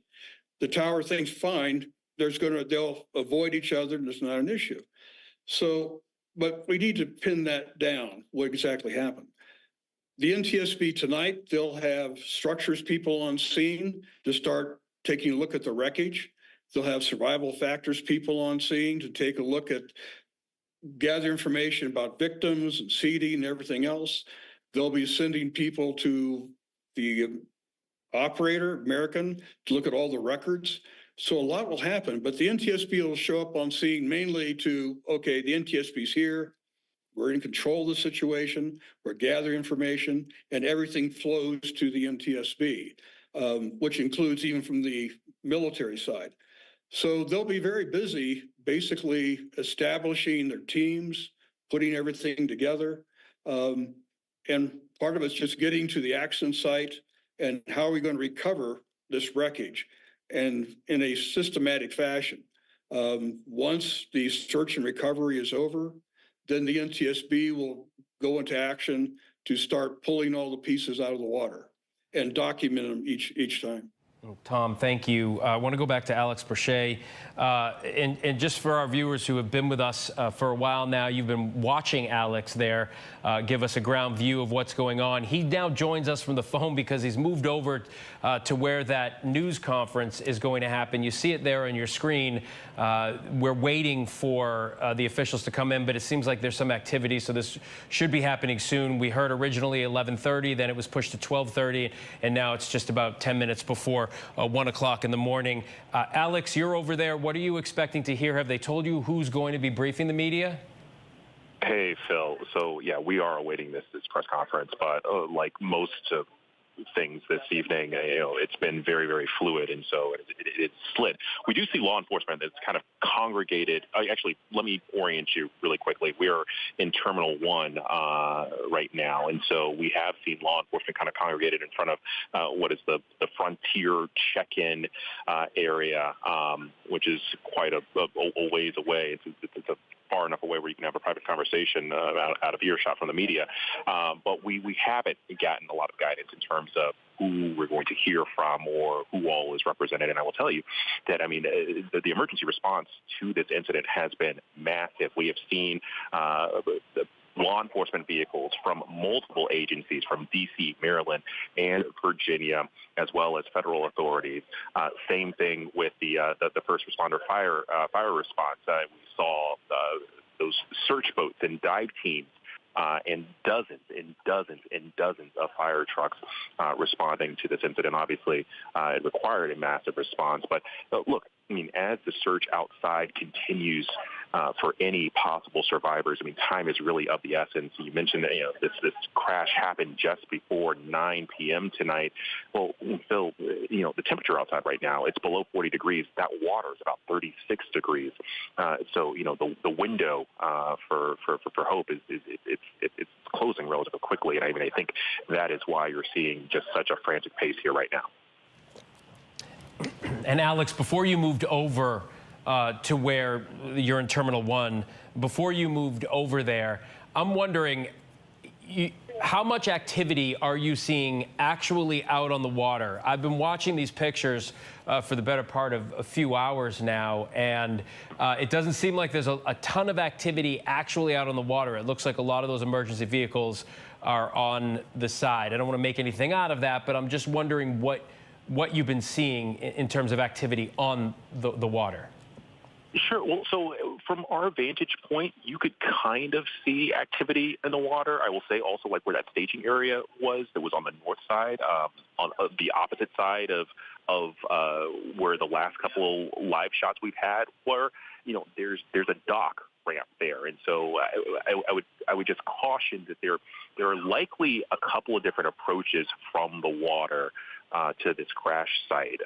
But in terms of the wall of red lights that we were looking at on that runway 33 on the southern end, most of those are on the land. So you're correct in your conclusion there that it does seem as though the activity on the water has died down. But if that's because the water is so cold and it's giving obstacles to dive teams, or it's just not safe, or if that's some other sort of indicator, that we don't know. Yeah, and Alex, stay with us, and obviously let us know when that news conference begins. Sam Sweeney has just sent out some information that we were talking about how it's like 36 degrees. It's like 33 to 36 degrees, and obviously they're worried about not only hypothermia for anybody who survived the crash, but also for the brave first responders who are out there in the water as well. So it is very cold. Earlier on this evening, this regional jet left from Wichita, Kansas, carrying 64 people, 60 passengers, 4 crew members. This direct flight from Wichita to D.C. just started a year ago. And earlier on this evening, I spoke to Mayor Lily Wu of Wichita, who said her first day on the job was actually the first day these flights started a year ago. Listen to some of our conversation. The mayor of Wichita is on the line. Mayor, first of all, my condolences. This is horrific. There are going to be people on that plane from your community. It left from the airport there in Wichita. We understand from the airport director that these direct flights to D.C. just began about a year ago this month. So obviously our condolences for what has happened tonight. Tell me what you know. Well, this is truly tragic, and our entire community right now is praying, hoping for better news. But as a community, the entire city of Wichita, the city council members and the staff all throughout the city of Wichita are hoping that we have better news to come out of this. But all that we know right now is the information that American Airlines shared with me. And that is also public. The number of individuals, 60 passengers and 4 crew members, is the confirmed information. As for the individuals who were on board, we do not have any further information, and we are still waiting for that. We're waiting for that information as well, Mayor. I'm wondering what you are going to do there in your... I'm at Reagan National Airport. I am joined by United States Transportation Secretary Sean Duffy, United States Senator Jim Moran, Senator Roger Marshall, Jack Potter, the CEO of the Metropolitan Washington Airports Authority. We are here to brief you on the very tragic events of this evening, where we know a passenger plane coming to the airport here collided with a military helicopter. Our fire department, DC Fire and EMS, supported by fire departments and police departments from across the Washington metropolitan region, are executing a rescue operation in the Potomac River. They are working diligently in very dark and cold conditions, cold water, to execute this rescue operation. We have had the opportunity to be briefed by American Airlines officials. I'm told that American Airlines leadership is on the way to Washington as well. And officials are in the airport talking to families now. We do have a 1-800 number where families should contact us, should contact American Airlines for more information, and we will be providing that information shortly.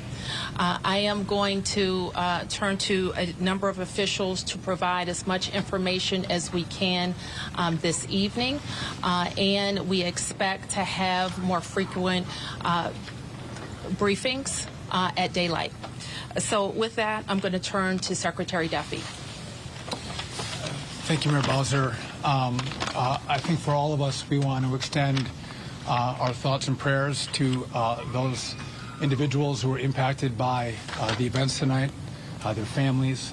We know this is a very difficult time for all of them. I want to join the mayor and everyone here to extending our thank you to the first responders who, again, in very difficult situations and environments, are out there searching and attempting to rescue. Tonight, I spoke with President Trump and his team in the Situation Room. I had a conversation with Secretary Pete Hegseth as well, and then with the Kansas delegation and the mayor and others in leadership, as well as Governor Youngkin from Virginia and Governor Kelly from Kansas. From the Department of Transportation and FAA's perspective, we are going to offer full support to those on the ground, to the mayor, but also to the NTSB, who is going to be conducting the investigation in this matter. We are going to provide all the support that's necessary. Mayor. Thank you. So with that, I want to ask Chief John Donnelly from DC Fire and EMS to provide an update. Good evening, everyone. I'm John Donnelly, Chief of DC Fire and EMS. This evening at 8:48, an alert was sounded, initiating a large regional response to a report of an aircraft crash on approach to the airport. This response includes first the Metropolitan Washington Airports Authority's Fire Department, the District of Columbia Fire Department, the Metropolitan Police Department, and the U.S. Park Police to respond into the area and to sort that out.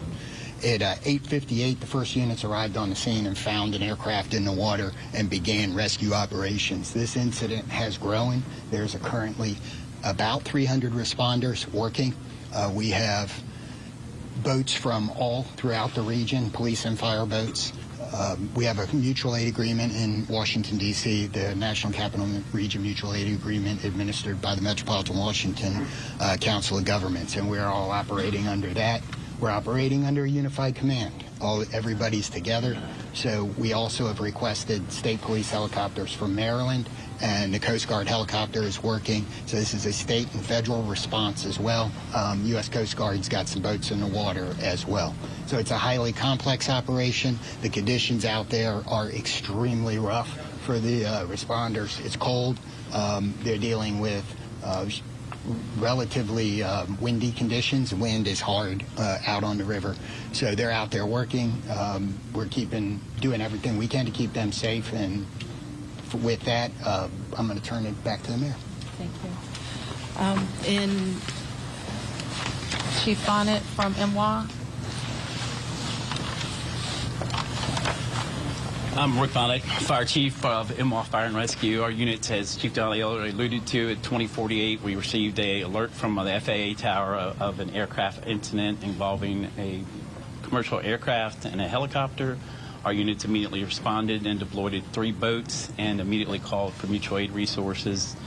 Again, as Chief Donnelly said, it's an active operation that's going to last many hours as we continue to work through recovery efforts and rescue operations. This will be ongoing for quite a while. Our thoughts and prayers are with the families and our communities, and we appreciate all DC's support to our agency and our federal partners. So with that, I wanted to turn to the senators who are from Kansas who wanted to say a few words. First, Senator Moran, and then Senator Marshall. Mayor, thank you, and Mr. Secretary, thank you, and to our first responders, thank you very much for all that's taking place here. I'm Jerry Moran. I'm a United States Senator from Kansas, and I chair the subcommittee and Commerce Committee on Aviation. So we have really a serious and sad circumstance that we want to be here to be helpful, and we're praying that our responders are safe and the folks who are on that flight are recovered. The circumstance I would describe is that I know that flight. I've flown it many times myself. I lobbied American Airlines to begin having a direct nonstop flight service to DCA. That flight has been in existence about a year. And it is certainly true that in Kansas and in Wichita in particular, we're going to know people who are on this flight, know their family members, know somebody. So this is a very personal circumstance as well as an official response. And again, we will do everything we can to make certain that we're supportive of the rescue efforts, and we'll do everything we can to make certain that our subcommittee and Congress is engaged in what needs to take place following the outcome of this evening and this month's kind of investigation. I've talked to NTSB, I've talked to the White House, I've talked to the Department of Defense, and I've talked to the CEO of American Airlines, and there is all of us pulling together for the best outcome possible. I'm honored to be here with my colleague, Senator Marshall, as we try to make certain that we care for those certainly back in Kansas that were on that flight. But it's a reminder that there are people here in Washington, D.C., in this region, in Virginia and Maryland, and many places else that fly to and from Kansas. And so we're rooting and supporting all those, regardless of where you're from. And Mayor, I appreciate the gathering here for us to try to provide information to those in Kansas and across your city. Thank you. Yeah. Thank you. Well, thank you, Senator Moran and Mayor, Secretary. You know, when one person dies, it's a tragedy, but when many, many, many people die, it's an unbearable sorrow. It's a heartbreak beyond measure. And I know Senator Moran and I are here just to say we care. We wish that there was more we could do, but unfortunately there doesn't seem much at this time. I want the folks back home to just know that we care, that we love them, and that this is a time when we'll have to join arms together and help each other out. We've been through things like this before, through tornadoes and floods and things, but it's really hard when you lose, you know, probably over 60 Kansans simultaneously. And I don't want to forget the pilots and the flight attendants, you know, who are doing, you know, do their job, and the military personnel we lost. You know, all those lives are so valuable, and it is such a tragedy that we lost them. You know, I think often in times like this, I try to find a scripture that, you know, is apropos, and this is from the book of Psalms. It says, "The Lord is close to the brokenhearted and saves those who are crushed in spirit." Certainly we're crushed in spirit tonight. We mourn with the families who lost loved ones, and we truly are joining them in prayer and wrapping our arms around them in love and compassion. Thanks for everybody for coming out tonight. Thank you for your thoughts and your prayers. So certainly I speak for the people of Washington, 700,000 of us who are extremely sorry for the families who are experiencing loss tonight. And so we want you to know that we will continue to work with American Airlines to share information as frequently as possible and make sure that we're getting accurate information out to the public. But my sorrow for all of the people and crew on the plane and our military personnel on the helicopter is very deep. I do want to turn to Jack Potter, who is the CEO of our Airports Authority, responsible for Reagan National Airport and Dulles International Airport, to talk to you about how the airport responded and what's going to happen next. Good evening. As was said, I'm Jack Potter, the President and CEO of the Metropolitan Washington Airports Authority. Thank you all for being here tonight and under these very, very grim circumstances. First of all, I want to let you know that we're providing support to all the families who are involved. American Airlines has established a phone number for them to reach out. That's been published, but let me repeat it. It's 1-800-679-8215. So families of folks that were on the plane are asked to contact them. We did have folks who were at the airport to pick up loved ones, and so American has set up a center in their in their lounge at the north end of the airport, and we've directed the families there, and there are folks there counselors there to work with the families. We did have aircraft that were in the air. They were diverted to Dulles Airport, some 19 aircraft. We had personnel, United and others had personnel. We want to thank WMATA for extending their hours on the Metro to make sure that those folks were accommodated. Right now, as was said earlier by the chief, we're in a rescue mode. We will continue in that rescue mode. I want to thank all of the mutual aid responders, all the counties, the district, folks from Maryland and Virginia. Everybody's on site doing the best they can, and numerous boats out in the water right now. NTSB is on site. I want to thank all of the folks behind me, the secretary, the mayor, the two senators for all of their support. And we're going to continue to work through the night. I do want to make an announcement. People are, concerned about what's going to happen in the morning. Reagan National Airport will be closed until 11 o'clock. That's when the first flights will take off. But we're going to continue to do our best and work through this situation over the course of the night, and we hope to have more news as it develops. But for right now, it's a very difficult situation out there with the cold. It's very dark, but there are numerous boats out there. There are dive teams out there. So, again, we'll continue to work this situation, and I'll turn it back to the mayor. Thank you very much. Thanks for that update. And you've heard that in the National Capital Region, the district, of course, is Washington, D.C. is at the center, but we are a close region. We have heard from the governors of Maryland and Virginia, the mayor of the city of Baltimore, all who have sent us personnel to help in the rescue operations. Last thing I'll note is just to our local viewership, and just please let our first responders do their work. Try to let our vehicles get to scenes and through scenes. We don't want anybody else to get hurt because of moving vehicles, okay? So we will be able to take a few questions. There's not a lot that we can say. We won't be able to say anything about an investigation. As you know, once fire and EMS completes the rescue operation, then the investigation goes over to the National Transportation Safety Board.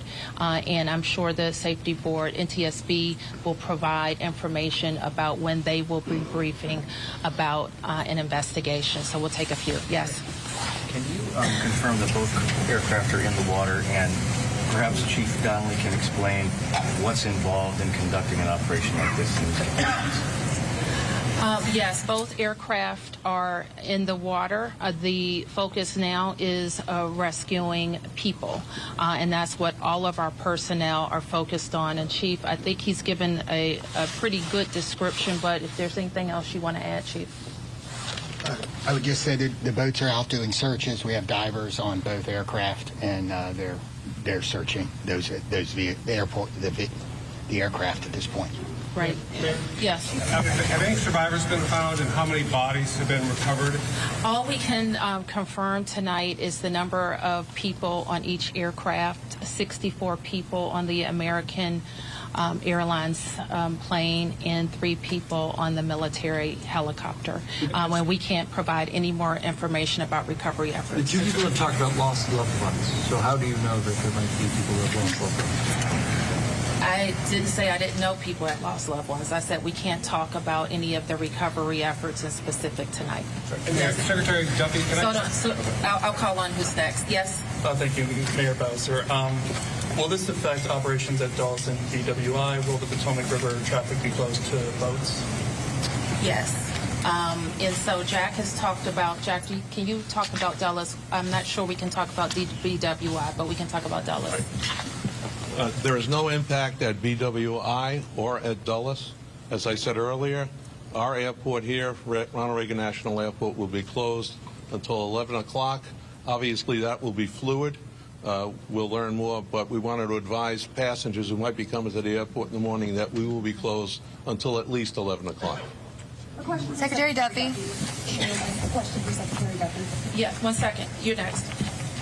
Hi, Mayor. Thank you so much. So, just other than the current situations, like we know the water is extremely cold and it's very dark outside. Although Senator is saying that there are numerous boats in the water, but what's the the biggest challenges for the rescue team? What best scenario we can expect in the coming few hours till morning? So the challenges are access.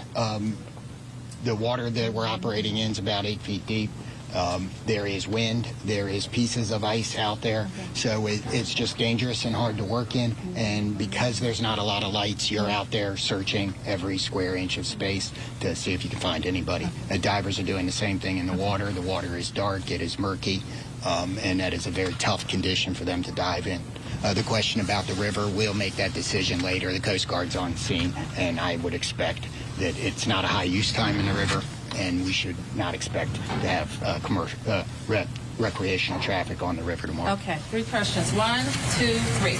It's for Secretary Duffy. Have you been in touch with the air traffic controllers who were in the tower at the time of the crash? I have not. You have not. And second question, this is your first several hours in this position. What are your thoughts? What are you feeling right now? My focus is on those who are impacted on this flight. And again, I've been secretary for a little over a day, and the tragedy that we're going to deal with this recovery, I think is touching everyone's hearts, whether it's here in the greater D.C. area or in Kansas.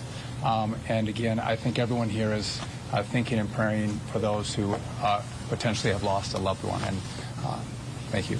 Okay, your question?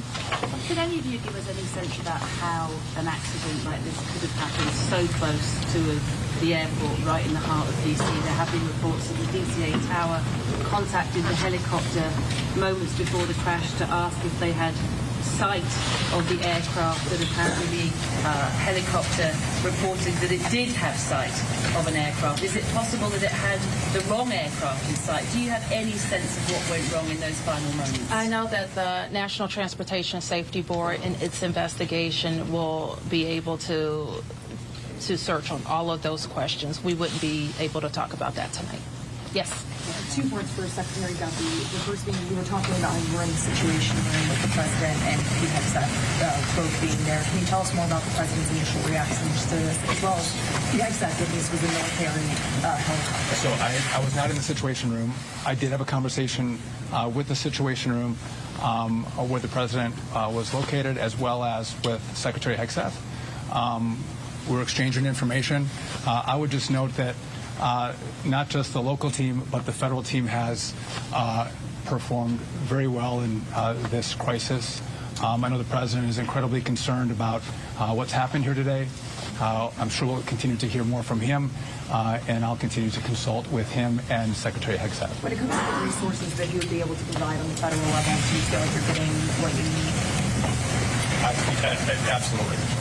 The president has committed to this team and to the NTSB through the DOT that we will provide all resources necessary as we go through this recovery, but also the support from FAA and DOT as the NTSB investigates. Mr. Secretary, do we know the condition of these aircraft? Are they whole? Are they split? Are they pieces? Again, I don't think we can comment on that. Our focus is on getting the passengers and crew out of the water. And just one more clarification, because earlier we got guidance that DCA was going to shut down at least until Friday at 5 a.m. I just heard 11 a.m. tomorrow. Okay. Yes. Thank you. Okay. We can take a few more questions. A question here, and here. Mayor Bowser, can you just confirm, has anybody been transported to the hospital?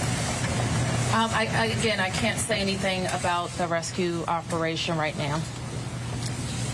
Who was next? Yes. Yeah, Chief Donnelly, can you speak a little bit more about the unified command who leads this phase of the rescue and recovery? At what point do you then change phases? And can you describe to us the scene as best you can when first responders first arrive? So I happened to be listening to the radio this evening when the call came out. I listened to the responders come in, and the initial response, they were very professional trying to locate this. This is, if you can imagine, the river is a large black spot at night with no lights on it except for a few buoy lights. So they were out there looking. The boats pretty quickly were able to locate one of the aircraft and get there. So that's what's going on right now. Everybody's working on that.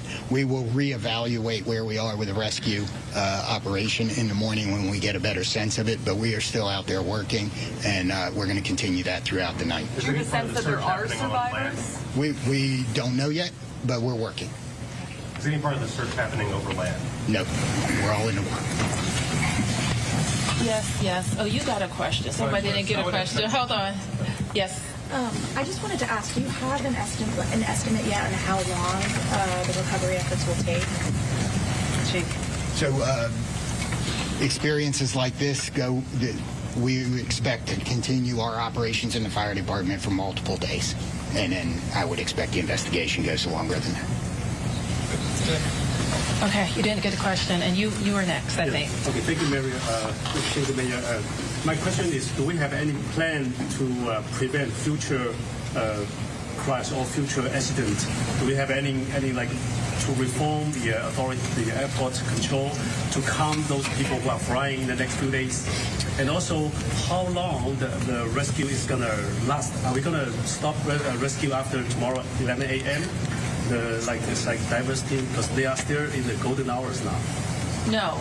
I mean, I think you just heard the chief said we're going to be out there as long as it takes. And we're obviously trying to get to people as soon as possible, but we are going to recover our fellow citizens. Yes. This is for the chief and Secretary Duffy. How do you balance the search and rescue operation with preserving the scene for the investigation that's now underway? So from the fire department's point of view, we are always going to put people first. But I don't think I think our operations, because we have a unified command, we are all working together, and the NTSB is in contact with us, and we will work together to make sure that if there's crucial evidence that it's preserved. And that's something we do every day with our police department on crime scenes and things. So life comes first, and everything else is after that. Okay, last question. Yeah. Secretary Duffy, I just want to ask, I know it's early, but are there any immediate actions the FAA should take to prevent helicopters and commercial airplanes from getting too close to one another? So obviously there'll be a review of what happened happened here tonight, and after the FAA studies what happened, we will take appropriate action if necessary to modify flight paths and permissions. Do you have any more details about the helicopter mission with the Black Hawk? And Mayor Bowser, have you heard directly from President Trump? I spoke with the President's National Security Advisor, and I have not talked to the President yet, and I do not know what the mission was. So let me close by saying again, thank you to the members of the press to help us get information out to the families. The American Airlines number is 800-679-8215. 800-679-8215. And I expect the airport will likely provide additional information in the morning. Thank you.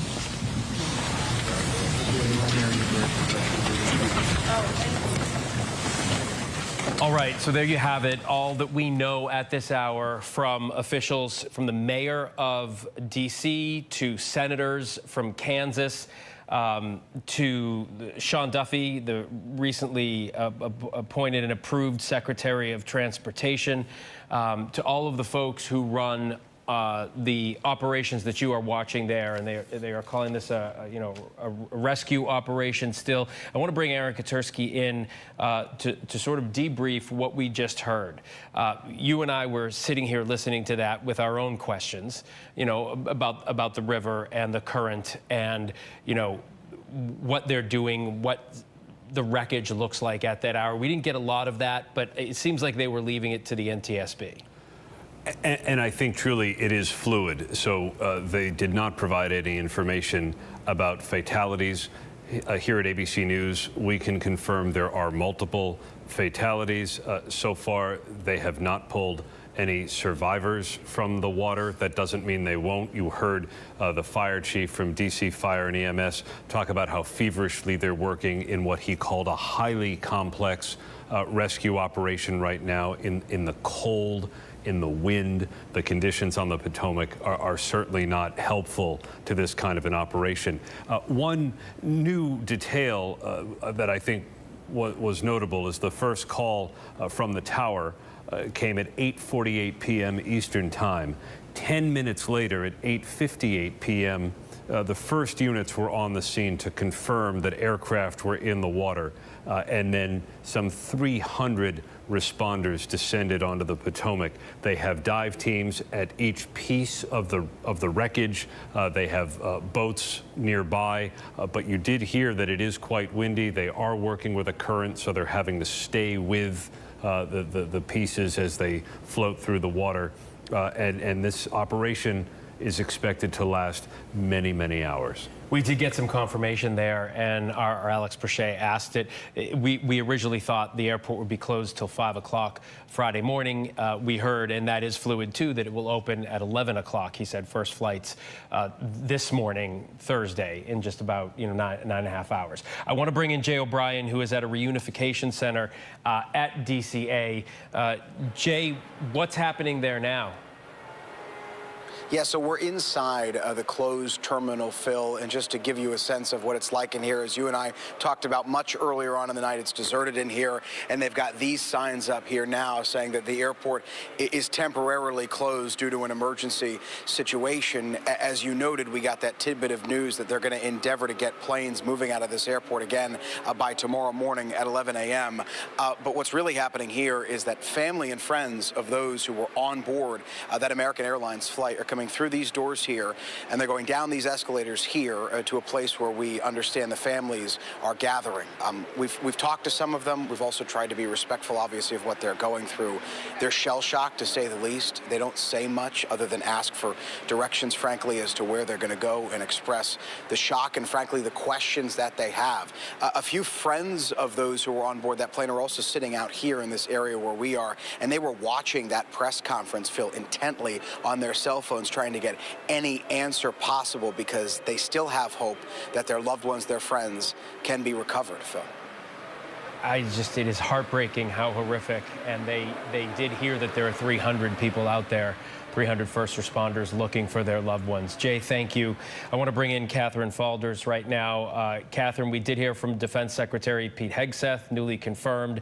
As of Friday, he said the Army and the Defense Department will immediately launch an investigation into what happened, this air disaster. What more do we know from the White House response tonight? Look, we know that President Trump, of course, has been briefed on this incident. He has taken to Truth Social to, in his words, he is saying that there was an issue with the air traffic control tower. We didn't hear that much, at least from officials in that news conference then, but I'm told from a senior White House official who I was just speaking with that the president is still getting updates on this. He has been briefed. He's continuing to be briefed. He's receiving updates from his top advisors and his national security team. So we could hear more from him on this soon, but he is closely monitoring the situation. Catherine Falders from D.C. Catherine, thank you. I want to bring back in John Nance. John, I'm wondering, you watched that news conference with us. The NTSB was not there. They're obviously, they said they are going to be there tonight, but I'm wondering what you got from that news conference and how much more information are we going to need in the coming days? We're going to need an awful lot more information, but by the same token, I think it was a very good presentation of the chiefs involved and the senators and everybody putting a common face on what exactly needs to be done and talking about the NTSB and their particular role. So yes, we're just at the very beginning of this, and the cautions, that you're going to hear not only from me over and over again, but from a lot of people is this is early on in the investigation. Usually, in my experience over the years, our first idea of what happened is usually wrong. Here, we know we had a collision. The question is, what caused it? All right, John, thank you. I want to let people know what we're looking at. These are brand new Getty images we're getting of what looks to be the fuselage of the plane in several pieces. Aaron, you're taking a look at these. Does this pretty much go along with what that official told you from D.C.? It does, Phil, in that the aircraft came down, hit the water, and through the collision and the impact of the water, broke apart into pieces, questioning the survivability factor here, Phil. And then, of course, there was the impact and the temperature. But there are 300 people out there looking for anybody that they can find. Aaron, thank you.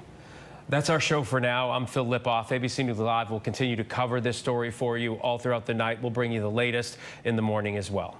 Good night.